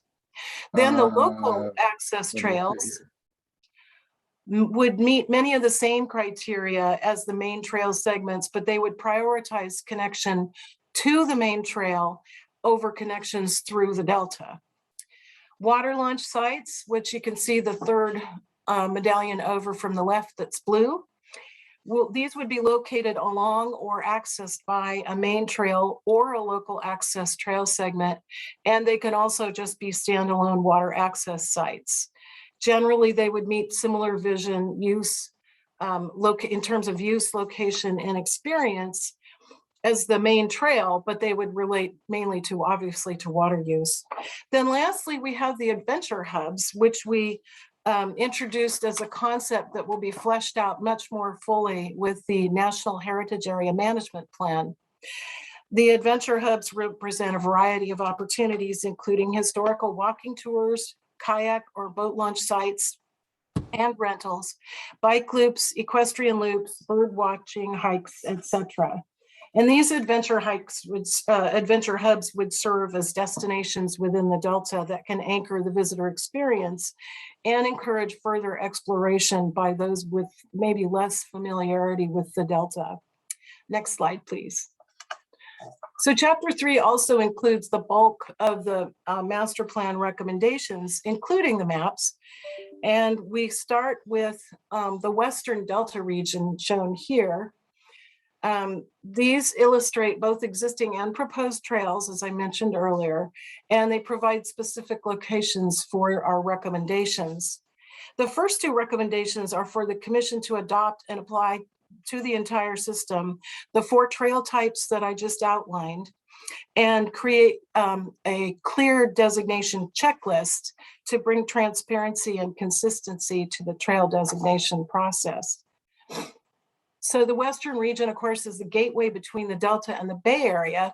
There's been extensive planning for trails in Contra Costa County, especially with the East Bay Regional Park District and other agencies.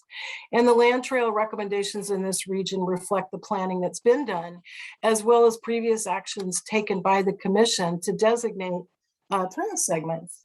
So as of this time, 31 miles of existing Delta trail are in this region, with another 31 miles, give or take, of additional planned or proposed Delta Trail. This area also overlaps with the San Francisco Bay Water Trail. So water launch sites in this location, in this region, reflect the recommendations to adopt the existing San Francisco Bay Water Trail sites as Delta Trail water launch sites.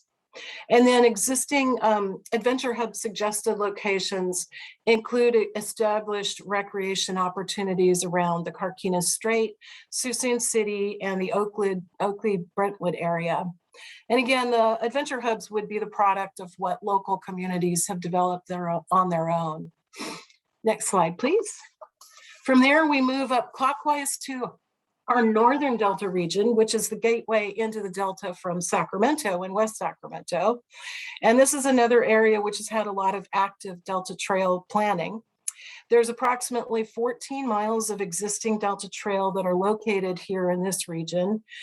And our land trail recommendations for the Northern Delta include promoting and supporting existing trails in Sacramento and West Sacramento, mainly with the gap closures where there are some existing gaps, and also supporting the county, Sacramento County, in any future study of feasibility of the Isleton to Stone Lakes Trail.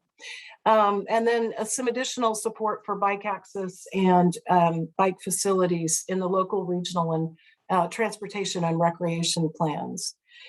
The adventure hubs obviously suggest focusing on the rich cultural history in Clarksburg, Sacramento, and West Sacramento. Next slide, please.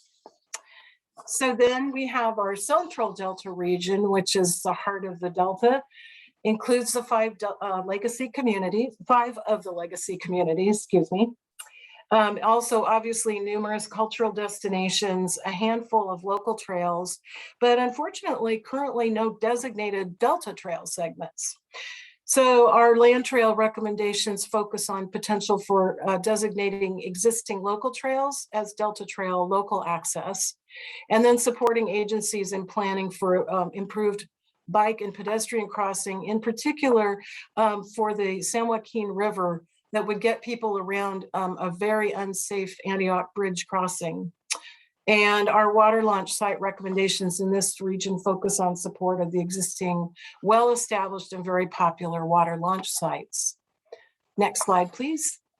And we conclude the circuit with our southern region map, which covers southeastern Contra Costa County, excuse me, to San Joaquin County and the towns of Stockton, Tracy, and Lathrop. And as with the central region, this region includes a number of local trail systems, but none that are currently designated as Delta Trail segments.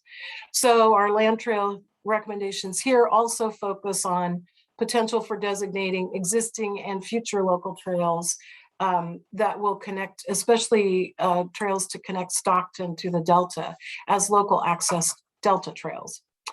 The plan recommends supporting planned and developed trail networks underway in the River Islands development in Lathrop, and the Clifton Forebay to Bethany Reservoir Trail connections being planned by the East Bay Regional Park District. Just to mention here that for the water launch sites, many of our recommendations for water launch water trail launch sites were part of the 2019 Delta Leadership Program class project, which identified potential water launch sites. And next slide, please. Chapter 4 includes our context-sensitive design guidance on trail elements. It focuses on considerations that make trail development different in the Delta from other parts of the state. And the key component is emphasizing context-sensitive design that will be locally led and reflecting local conditions and requirements. So there are very few hard, quote unquote, requirements for the trail beyond reducing impacts and providing safe access. The chapter does provide guidance and considerations for trails on or near roadways, levees, rail corridors, bridges, and agricultural sites. It also includes guidance and considerations for trail surfaces, trailheads, design of wayfinding signs, and water launch. We also recommend development of a toolkit for trail design. The next slide. Ending with chapter 5, the implementation, which discusses the ways to make progress towards a connected Delta Trail network and delves into the process for developing new trails and recommending lead agencies or organizations for each stage. We recommend here production of online and printed maps, updating the Delta sign plan to include Delta Trail recommendations, developing the adventure hubs as part of the National Heritage Area, and developing and supporting Delta Trail events. Next slide, please. So our next steps are to wrap up the public review today, December 16th, and include all of our updated changes from the outreach that occurred between November 18th and today. And we will bring it to our commission on January 20th for consideration of final adoption of the plan.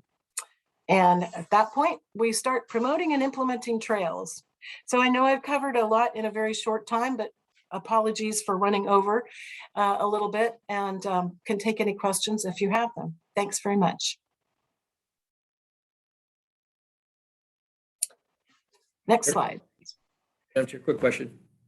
Yes, Don. Thank you. Virginia, thanks. I'm curious, does the legislation require that counties and cities adopt the trail master plan into their general plans, or is it a guiding document but not necessarily need to be incorporated into the general plans? Because there are certain planning actions that were and are required for our general plans to be consistent with both the Delta plan, obviously, but with commission work as well. So I'm just curious. I don't believe so, but I would have to double check, and perhaps Erica is aware, but my understanding is that this is simply a guidance document produced by the commission for local governments, but no, there's no requirement that I'm aware of that these be adopted as with the land use and resource management plan. Thanks, Virginia. I believe that's correct. Thank you.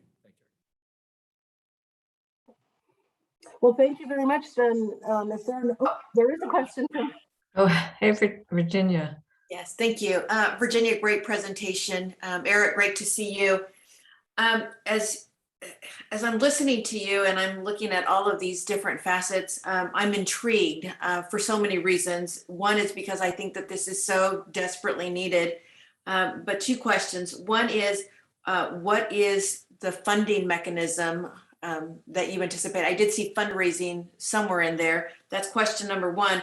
Question number two is, especially with the Western Delta region portion that you highlighted, I see that there's so many synergies that I think could be created by working with Amtrak San Joaquin's, ACE, with the new expansion of ACE into the Sacramento area, where there should be some collaboration for people to be able to, again, highlight this as, a part of their San Joaquin Amtrak experience, ACE experience.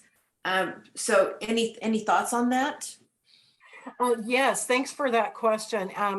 Addressing that one first, actually, we have designated, there's a new Amtrak stop that will be, and an ACE corridor stop that will be developed, and I believe it's in Oakley. And that is definitely part of a Nexus hub for, especially for people reaching into that southern portion of the Delta or western portion of the Delta for different tail opportunities. So we definitely included transit as in our mapping on potential opportunities. And then also in terms of the funding, we have in the appendices one appendix, specifically Appendix F for funding, that lists everything from federal, state, and local funding opportunities. And that would include everything from active transportation, sustainable communities, National Park Service River Trail and Conservation Assistance Program. So we've identified a number of different programs, but then part of our role going forward would be doing whatever we can to assist local governments in developing those grant opportunities and certainly advocating for them. Wonderful. Thank you so much. Yeah, I'm glad you're excited. We are too.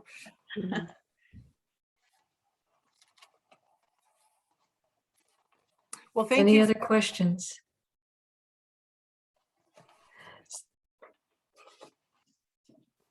Well, thank you both to Eric and Virginia. Great presentation, and I too am very excited. I can't wait to check out these adventure hubs. Thank you. So council members and Rachel Kloffenstein and Eric and Virginia, I am so sorry that I am having technical difficulties this morning. And I'm fearful of turning on my video because it seems that when I turn my video on, my system seizes up and then I lose connection. So happy to be connected this way. Let's move on to agenda item 10, performance measures 2021 year. Chair, I'm so sorry. Oh, I'm sorry, public, yes, thank you. Public Beth. comment, Public yes. comment. We do have one, Deidre Desjardins. Thank you. I wanted to point out that I think this trail is incredibly important.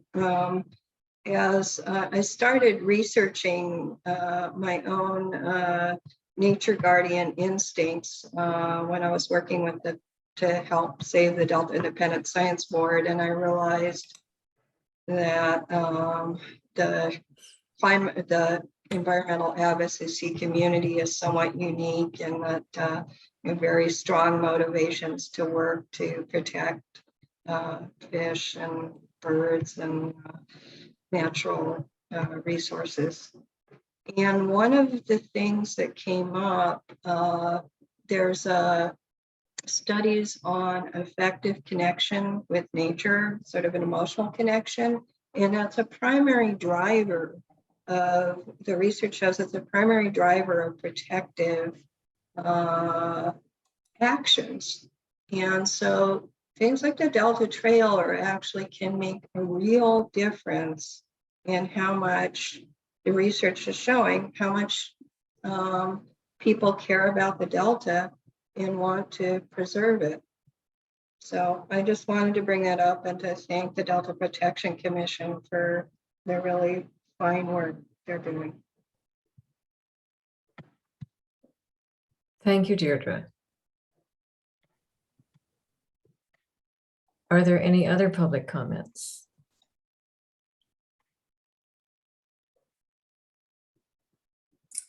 No, they're not. Great. Thank you, Beck.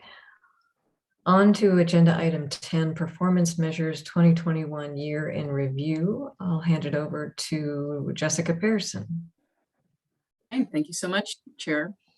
Well, as we approach the end of the year and prepare for the next, we have the opportunity to reflect on progress made in implementing the Delta Plan and also on status and trends of what's happening in the Delta. So today, the Council's Performance Management Unit is going to walk us through our annual year in review of the Delta Plan's performance measures. Measuring progress this way allows us to see improvements in the Delta, as well as setbacks and decline. And the legislature required these performance measures so that we could be informed as we administer the Delta Plan and as we also think about future updates to that plan and modifications that might be needed. So today we're going to discuss performance measure data updates, progress made by implementing agencies in following through on Delta Plan recommendations, and also steps that the Council staff has taken to communicate performance measures and what we're learning from them. We'll also look ahead in the upcoming year with the goal of continuing to communicate and track performance measures to provide the Council and other implementing agencies with the information that they need to be used to improve the effectiveness of their programs and actions. With that, I'd like to invite to the table Jeff Henderson, our Deputy Executive Officer for Planning and Performance, Martina Kohler, our Performance Measures Program Manager, Christopher Kwan, a Senior Environmental Scientist, and Corey Copeland, also Senior Environmental Scientist. All right, thank you, Jessica. And I'm going to go ahead and get us kicked off. Good morning, Council members. It's a pleasure to be here to wrap up 2021 as we have the last several years with our performance measure update, reviewing progress over the year with regard to tracking the performance measures that we have adopted. As Jessica mentioned, the Water Code requires that the Delta Plan include quantified or otherwise measurable targets associated with achieving the objectives of the Delta Plan. And for that reason, the Delta Plan includes performance measures that are designed to detect environmental and administrative or policy changes due to the implementation of the various different policies and recommendations throughout the Delta Plan. The Delta Plan contains 154 different performance measures, including 122 measures that track the status of implementing recommendations in the plan, things such as implementing water efficiency and water management planning laws, updating Delta flow objectives, investigating opportunities for carbon markets and the like, as well as 32 output and outcome performance measures that track more kind of indicators of environmental or social conditions using baselines, metrics, and targets.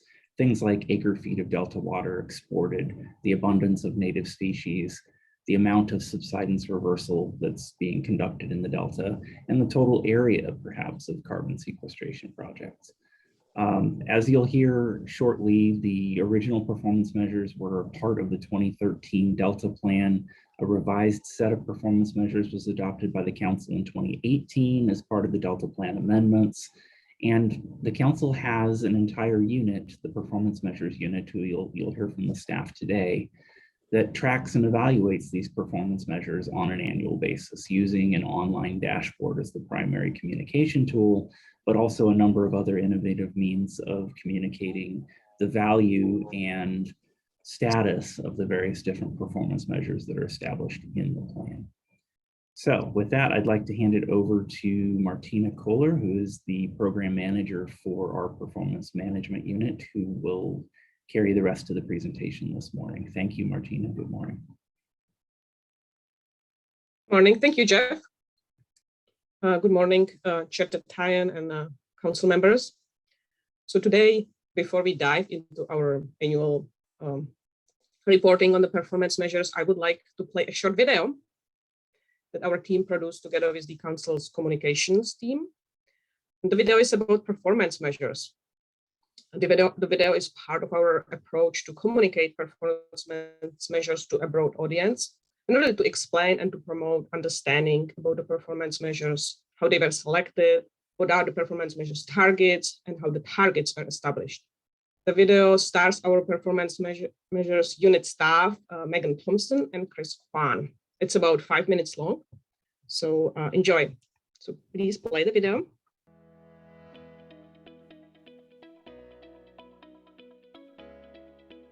Hi, I'm Megan Thompson from the Delta Stewardship Council Agency. And I'm Chris Kwan. Megan and I are environmental scientists on the Council's Delta Plan Performance Management team. At the Council, we support science-based decision-making. One of the ways we do this is by working with our partners to implement the Delta Plan, California's long-term management plan for the Sacramento-San Joaquin Delta. For more than a decade, the Delta Plan has created a vision for addressing the region's current and predicted challenges. It includes regulations and recommendations to achieve a reliable California water supply and a resilient Delta ecosystem in a way that protects and enhances the Delta as a unique place where people live, work, and recreate.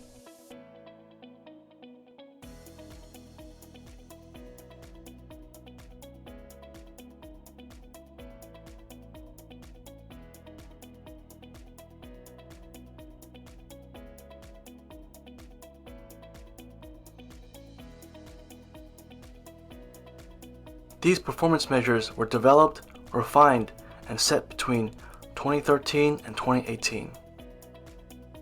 For the initial selection, our team considered the best available science, existing data, and ongoing monitoring efforts. Next, we screened the measures to determine which were most related to management of the Delta, feasible and ready for implementation, supported by available data, and able to inform policy decisions. Lastly, we coordinated technical reviews by the Delta lead scientists, the Delta Independent Science Board, state, federal, and local agencies, stakeholders, and other subject matter experts. The finalized performance measures position us to know where to go, when we need to be there, and how close we are to success. We're now into our third year of tracking performance measures.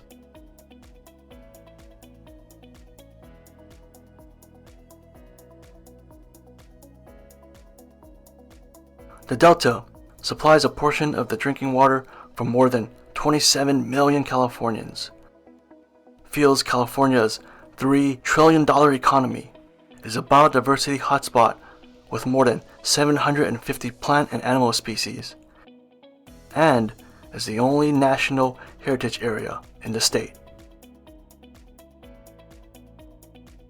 The Delta is also a place of historical culture and agricultural significance. More than 500,000 people call this region home. Many agencies, all with overlapping natural resource or social missions, manage the Delta. Delta Plan performance measures help us evaluate the effectiveness of their combined efforts. For example, recent findings from our performance measure that tracks harmful algal blooms, or HABs, in Delta waterways show that reports of toxic algae are increasing, especially during the summer months. Dangerous levels of harmful algal blooms can harm people and kill animals. It's important that we track the locations and toxicity levels of HABs. Other Delta Plan performance measures track water exports, timing and magnitude of fresh water flows, invasive species, farmland loss, tourism and recreational opportunities, flood casualties and damages, and subsidence reversal. These measures demonstrate progress toward achievable yet aspirational performance targets and timelines. Targets are set by the Council through a multi-step process that includes assembling and reviewing the best available science and data with agency and stakeholder partners, and independent scientific reviewers. The Council, Delta Plan implementing agencies, and scientists use this information to enhance collaborations between Delta resource managers and policymakers. In conclusion, tracking performance measures gives us a deeper insight in the complexities of the Delta system and allows us to determine and prioritize management efforts and policy responses now and in the future. All while boosting government accountability and transparency. To learn more about the Delta Plan performance measures and our work, visit our online dashboard at viewperformance.deltacouncil.ca.gov. Thanks for watching.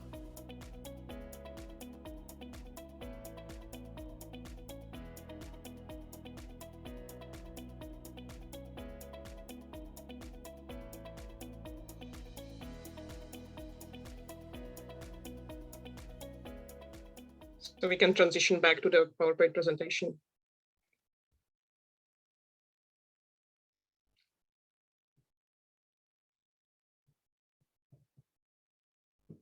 Yeah, second slide, please. So the video will be available on the Council YouTube channel after the showing today. And the video was actually prepared in response to your recommendation, Chair Tatayan, when we presented to you last year. The key message you, I hope, take away from the video is that we now have the performance measures to evaluate how effectively the implementation of the Delta Plan is working.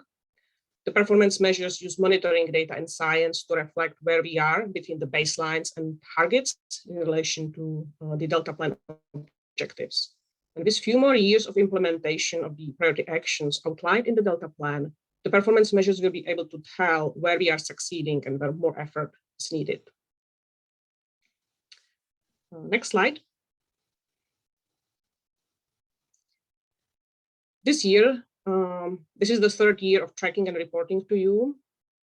This is still early in the process to be able to see statistically robust trends across the resource sections, as this is the third year of tracking and the targets are still a few years off. The value is in continued monitoring of the performance portfolio and sharing the updates with you and others. In the report today, we will go over performance highlights from this year. I will present highlights on the Delta ecosystem, the invasive species, and select water quality measures. And then Corey Copeland will present on water supply reliability, Delta tourism, and flood risk reduction.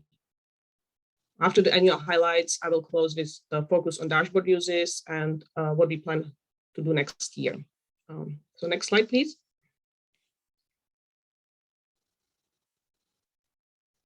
Next slide.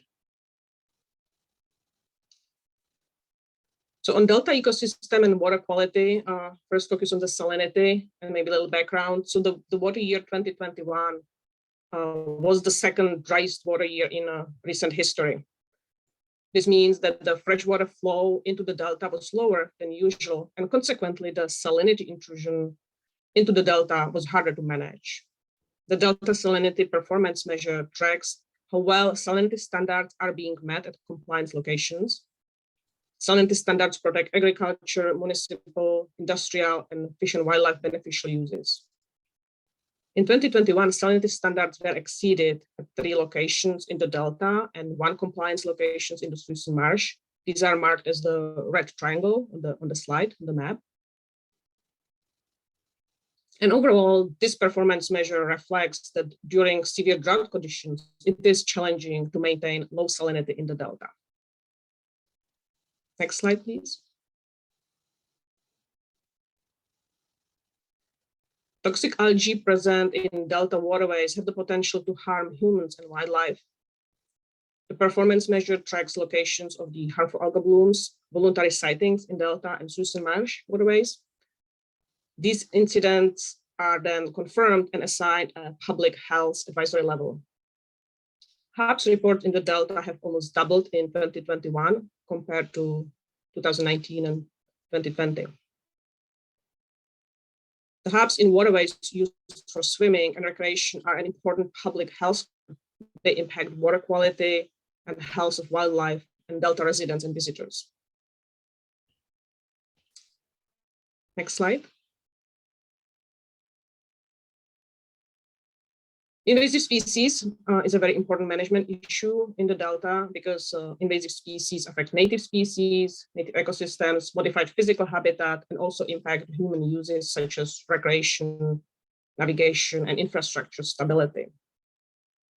One of the invasive species performance metrics is prevention of establishing new invasive populations. Unfortunately, a newly establishing aquatic vegetation species this year is the ribbonweed. Ribbonweed has been spotted in few locations in the Delta, and currently the California Department of Department of Food and Agriculture is assessing invasiveness rating of ribbonweed and is proposing second highest rating and to conduct risk assessments. The other species on the watch list for newly establishing populations is the nutria. Nutria is semi-aquatic rodent that can damage natural vegetation and also burrow deep into the levees. Nutria are actively managed and controlled in the region with the goal of eradication.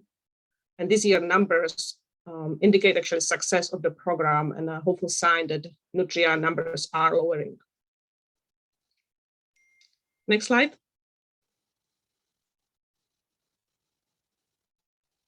And the last water quality topic to highlight today is the issue of mercury and its presence in waterways, wetlands, and fish. The Central Valley Regional Water Quality Control Board runs a program to control mercury in the Delta and is using recommendations from the independent scientific review completed this year to establish mercury control methods for the Delta. So with this, I would like to close the ecosystem and water quality update and pass it along to Corey to give updates on the water supply reliability, Delta tourism, and reduced Delta flood risk. Corey? Thank you, Martina. Next slide, please. Yeah, as was mentioned in the video, about 27 million Americans rely on the Delta for some portion of their water supply, which, it amounts to about 1 in 12 Americans. So water supply reliability from the Delta is extremely important, and that's reflected in the Delta Plan, which supports the strategy of investing in improving regional water supplies, conservation, and water efficiency. In addition to the Delta Plan recommending this, there are also state laws on the books, such as the Urban Water Management Planning Act and some follow-on legislation that require individual urban water suppliers to develop urban water management plans. Those are required for any urban water supplier that delivers more than 3,000 acre-feet of water annually or serves more than 3,000 urban connections. The planning process is meant to ensure that suppliers have an appropriate level of reliability in their water service area to meet the needs of the various categories of customers, especially during dry and multiple dry years. And so in addition to urban water suppliers making urban water management plans, there's also agricultural water management plans. Those plans exist to address the need to evaluate and improve efficiency of agricultural water management. As I said, these are done every 5 years, and this is the year that the urban water management plans were submitted to DWR for evaluation.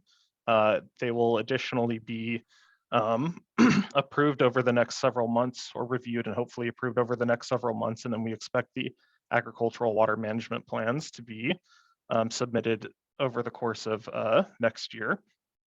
So the Delta Plan we understand that we're not an implementing agency, and that in order for us to achieve that statewide strategy, a lot of these actions have to be done by water suppliers and at a more local level. So in order for us to achieve our statewide goal of reduced reliance on the Delta and improved reliability, we understand that water management planning at the local level is really a key part of that. Next slide. And so that's reflected in the Delta plan and its policies. So specifically policy WRP1 requires covered actions to demonstrate reduced reliance on Delta water.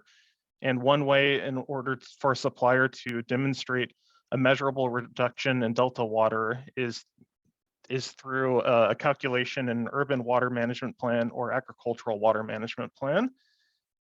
Through outreach efforts with DWR and water suppliers, we saw for the first time the establishment of a methodology, an example methodology for preparing this form of measurement in the agricultural and urban water management plans.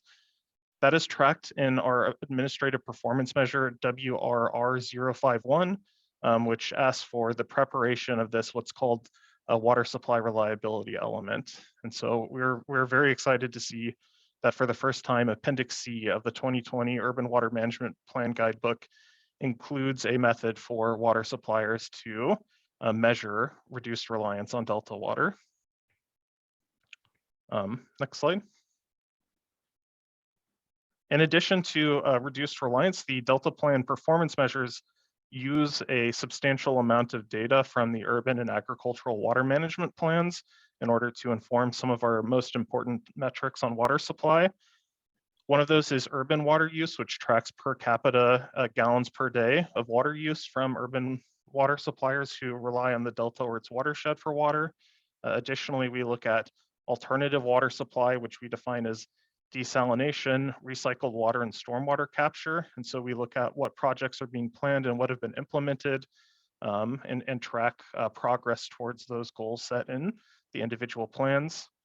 Additionally, we look at water supply reliability across single and multiple dry years to identify what portion of water suppliers relying on Delta water are demonstrating reliability during dry years. And then lastly, we track agricultural water efficiency reporting in the agricultural water plans. And so these updates will occur sometime in the next year. So this is kind of looking forward because for the moment, we're waiting on DWR to review the urban water management plans. But once they have completed their review, we will be able to make those updates to view performance. Next slide. So the next topic will be Delta tourism.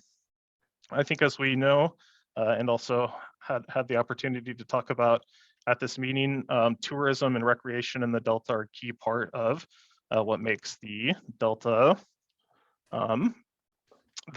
place such a compelling place for the state and for visitors. And so we have a strategy to encourage recreation and tourism and allow visitors to enjoy and appreciate the Delta. And in order to track our success at that, we have a series of metrics under performance measure 5.8. And I won't go through all of these, but I do want to highlight that we are for the first time able to report on off-season visitors. So in the past, we didn't have the data available to report on seasonality of visitors, but as a result of efforts from the DPC in updating their economic sustainability plan and some of the underlying work that they did through surveys to inform that report, we were able to report on seasonality.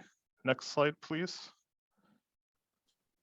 And so as we had expected, there is a significant bias in seasonality in the Delta as far as recreation goes, where we find that the winter season really is the off season and accounts for about half as much tourism as occurs in any of the other seasons. And so, yeah, we're now able to offer numbers to describe that. And, I think these type of metrics are very important to the Stewardship Council and have come up in recent actions, such as, Lookout Slough, where we understanding the importance of data on tourism and recreation certainly has come into play, as well as looking at efforts by DPC through their ESP and also some of the Delta Trail master planning and presumably the National Heritage Act work that they are doing.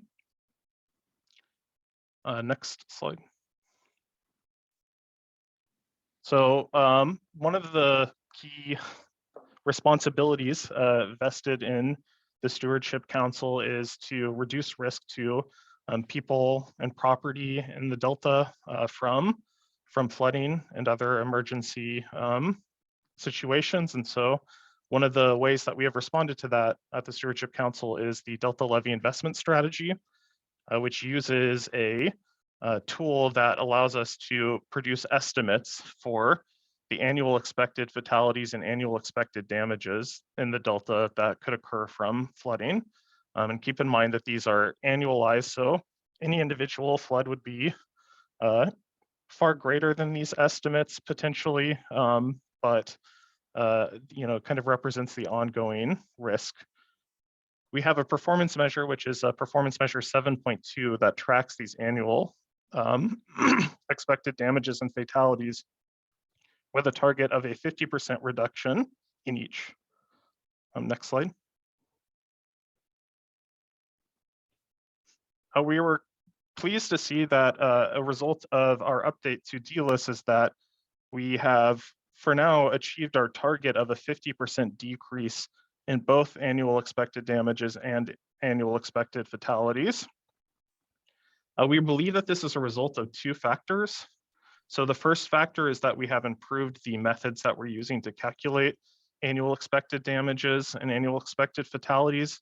And then the second is that we were able to account for almost a decade of levee improvement investments in the region through an update to a digital elevation model that shows us the changes to the levee elevations in the region. And so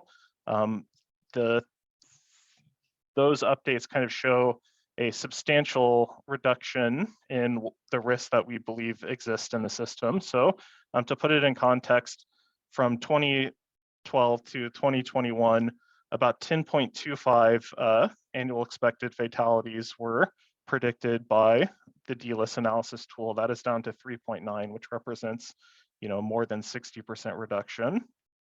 However, I do want to caution that in the Delta, flood risk isn't stationary. As a result of climate change, we know and believe that flood risk will actually be ever increasing due to the natural conditions of sea level rise and new inflows from increased intensity of atmospheric rivers. And so we think continued investment in the levees remains a very important action, and that we have to continue to prioritize and be wise in our investments in order to continue to meet our goals for reduced risk to people and property. And so with that, I want to pass it back to Martina to wrap up our presentation.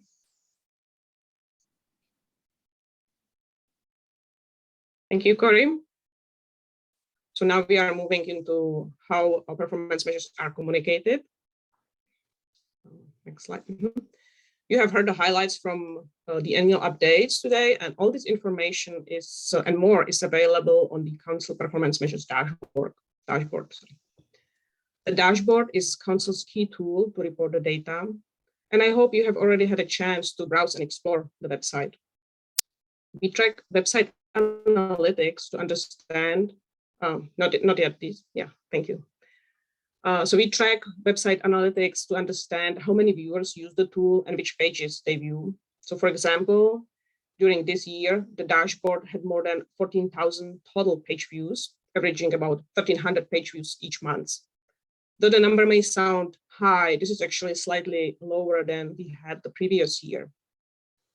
This may be due to limited communications we have done this year due to remote work and limited presentation opportunities. The performance measure pages were accessed by about 250 users monthly on average. Harmful algal blooms page is the most visited page beside the landing page, with the highest access rate actually during the summer months. And additionally, salinity, water exports, subsidence, yellow bypass, and invasive species were also popular performance measures. And again, because of the work from home, we are not able to track agency domains accessing the dashboard this year. Therefore, it's harder to conclude who is using the dashboard from these available numbers.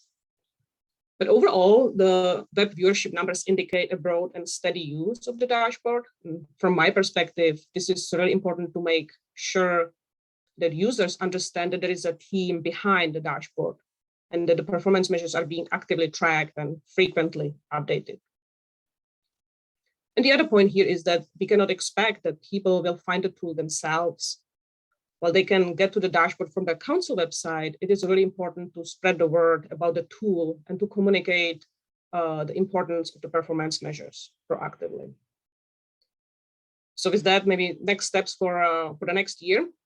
Now we can move to the next slide. And one more slide. Thank you. So in the upcoming year, we will continue focus on the communication and leveraging the communication methods we have at the council, and then to renew our focus on any additional outreach techniques. So this may include producing a sequel to the video, focusing on specific technical aspects of Delta Plan goal and the associated performance measure. And we will look for opportunities to present at specialty conferences and other gatherings, develop digital posters, and potentially a topic-focused podcast. Additionally, next year, we will finalize proposing revisions to the administrative performance measures to better align the tracking, the implementation actions with emerging policies and some of the key water resilience and climate actions. So with that, I would like to close the presentation and open for any questions or comments. Thank you. Any questions for the performance measures team? Don? Yeah. Not so much questions, Madam Chair, but certainly just some brief comments. I wanted to certainly thank the folks for all the work that goes into this, and I think making it widely available is really important because one, I think it certainly focuses on the importance of the role that both the council and the commission and the conservancy that were either constituted or reconstituted out of the Reform Act, but also then obviously the adoption of the Delta Plan and how that aligns with both the Commission's Agricultural Natural Resources Plan and other elements of the Protection Commission's work, but certainly with the county general plans and city general plans. And I found it fascinating too that in Corey's comments that we saw the number earlier, 27 million Californians have some ties to the Delta as relates to water, but obviously all of us as Californians, they need to recognize the importance. But when he stated as 1 in 12 Americans, and put in that context, I think it even brings a greater emphasis to importance of the Delta, not only from the standpoint of the two co-equal goals and the very important qualifier, but when you think about how important it is to California and certainly the estuary and all of its various components, environmental and certainly the communities that constitute the Delta, the legal Delta. It really is. I think it brings, at least to my mind, how relevant the work is that the council does, the commission does, as well as the conservancy, the various aspects of their roles. But also when you think the number of species, the hundreds of species, the fact that the Delta, both from an environmental standpoint, but from an agricultural standpoint, it's a food basket for not just for the state, but for the nation and the world. In my words, I just think it's a place of wonder, of awe, and certainly of vital importance. And I want to just compliment the staff with the council and all the various partners. And as we hear about the science and we hear about the ongoing research, as we see these performance measures, and again, kudos to the council. I wasn't a member when the direction was given around actually putting this in an annual plan, and I think having it available on a website, but also in printed form. It's a very useful document. It's a very useful tool, and I know a lot goes into it. And I think it just continues to, re-energize hopefully all of us, but and call attention to the importance of the Delta from so many different vantage points. And I think the work that's ongoing to understand it and to protect it and all of its various aspects. And so again, I just want to thank certainly Jessica and Jeff and Martina and Corey and all the others who presented here, both on the video, but also contribute to this work, because to me, it's vital. It's vital to the Delta, and certainly to our state and to the nation. So thanks again. And I told Jessica in my briefing earlier in the week that, just reading through the document, I learned a number of different things, certainly because of its breadth and some of the depth that you go into in measuring, how things are going, where we're doing well, where we have need to continue to bring focus to, see a constant improvement. But I just want to thank our staff for their good work. And I think that this document certainly proves the value of the Delta Reform Act and all the various components and all the work that goes on from the council level, but also with our partners in the commission and the Conservancy, and obviously all the other related entities that were mentioned, that both state, federal, and certainly local. Thank you very much. Thank you for those comments, Don. It means a lot. Yes, thank you, Don. Virginia. Yes, I just want to echo Don's comments. I thought they were spot on, and I'm a very visual person, and so the video I thought was great. I think you guys did a fantastic job for it being a staff produced video.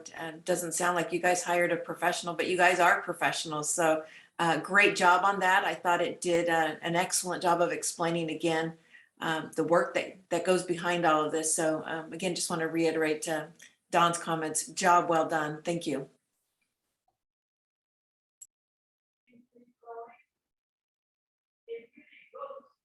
Any other questions or comments? Well, I want to chime in and echo the thank you, and thank you so much for working so hard on the performance measures. And I just want to remind folks that these performance measures took quite a while to develop, and it's very, very difficult in such a system to distill so many parameters and factors and the science down into performance measures. And it's so refreshing to see that we're in the third year. And I have to tell you, I'm going to have to mute here. So anyway, I just want to say thank you so much. It's people, other agencies are referring to the dashboard.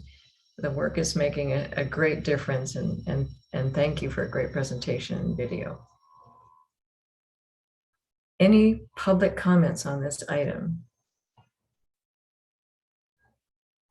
Yes, Madam Chair. We have Deidre Desjardins. Thank you.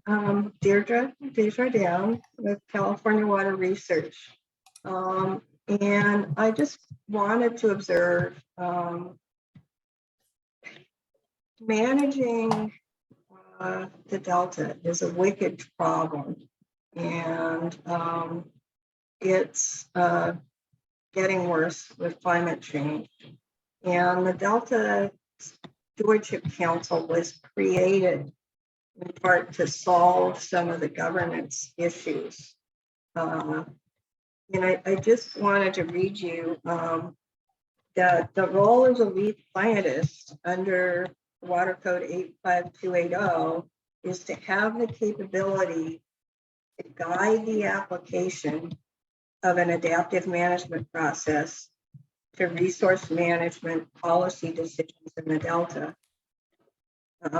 So the Delta Stewardship Council was intended to be a lot more than just a passive convener of agencies.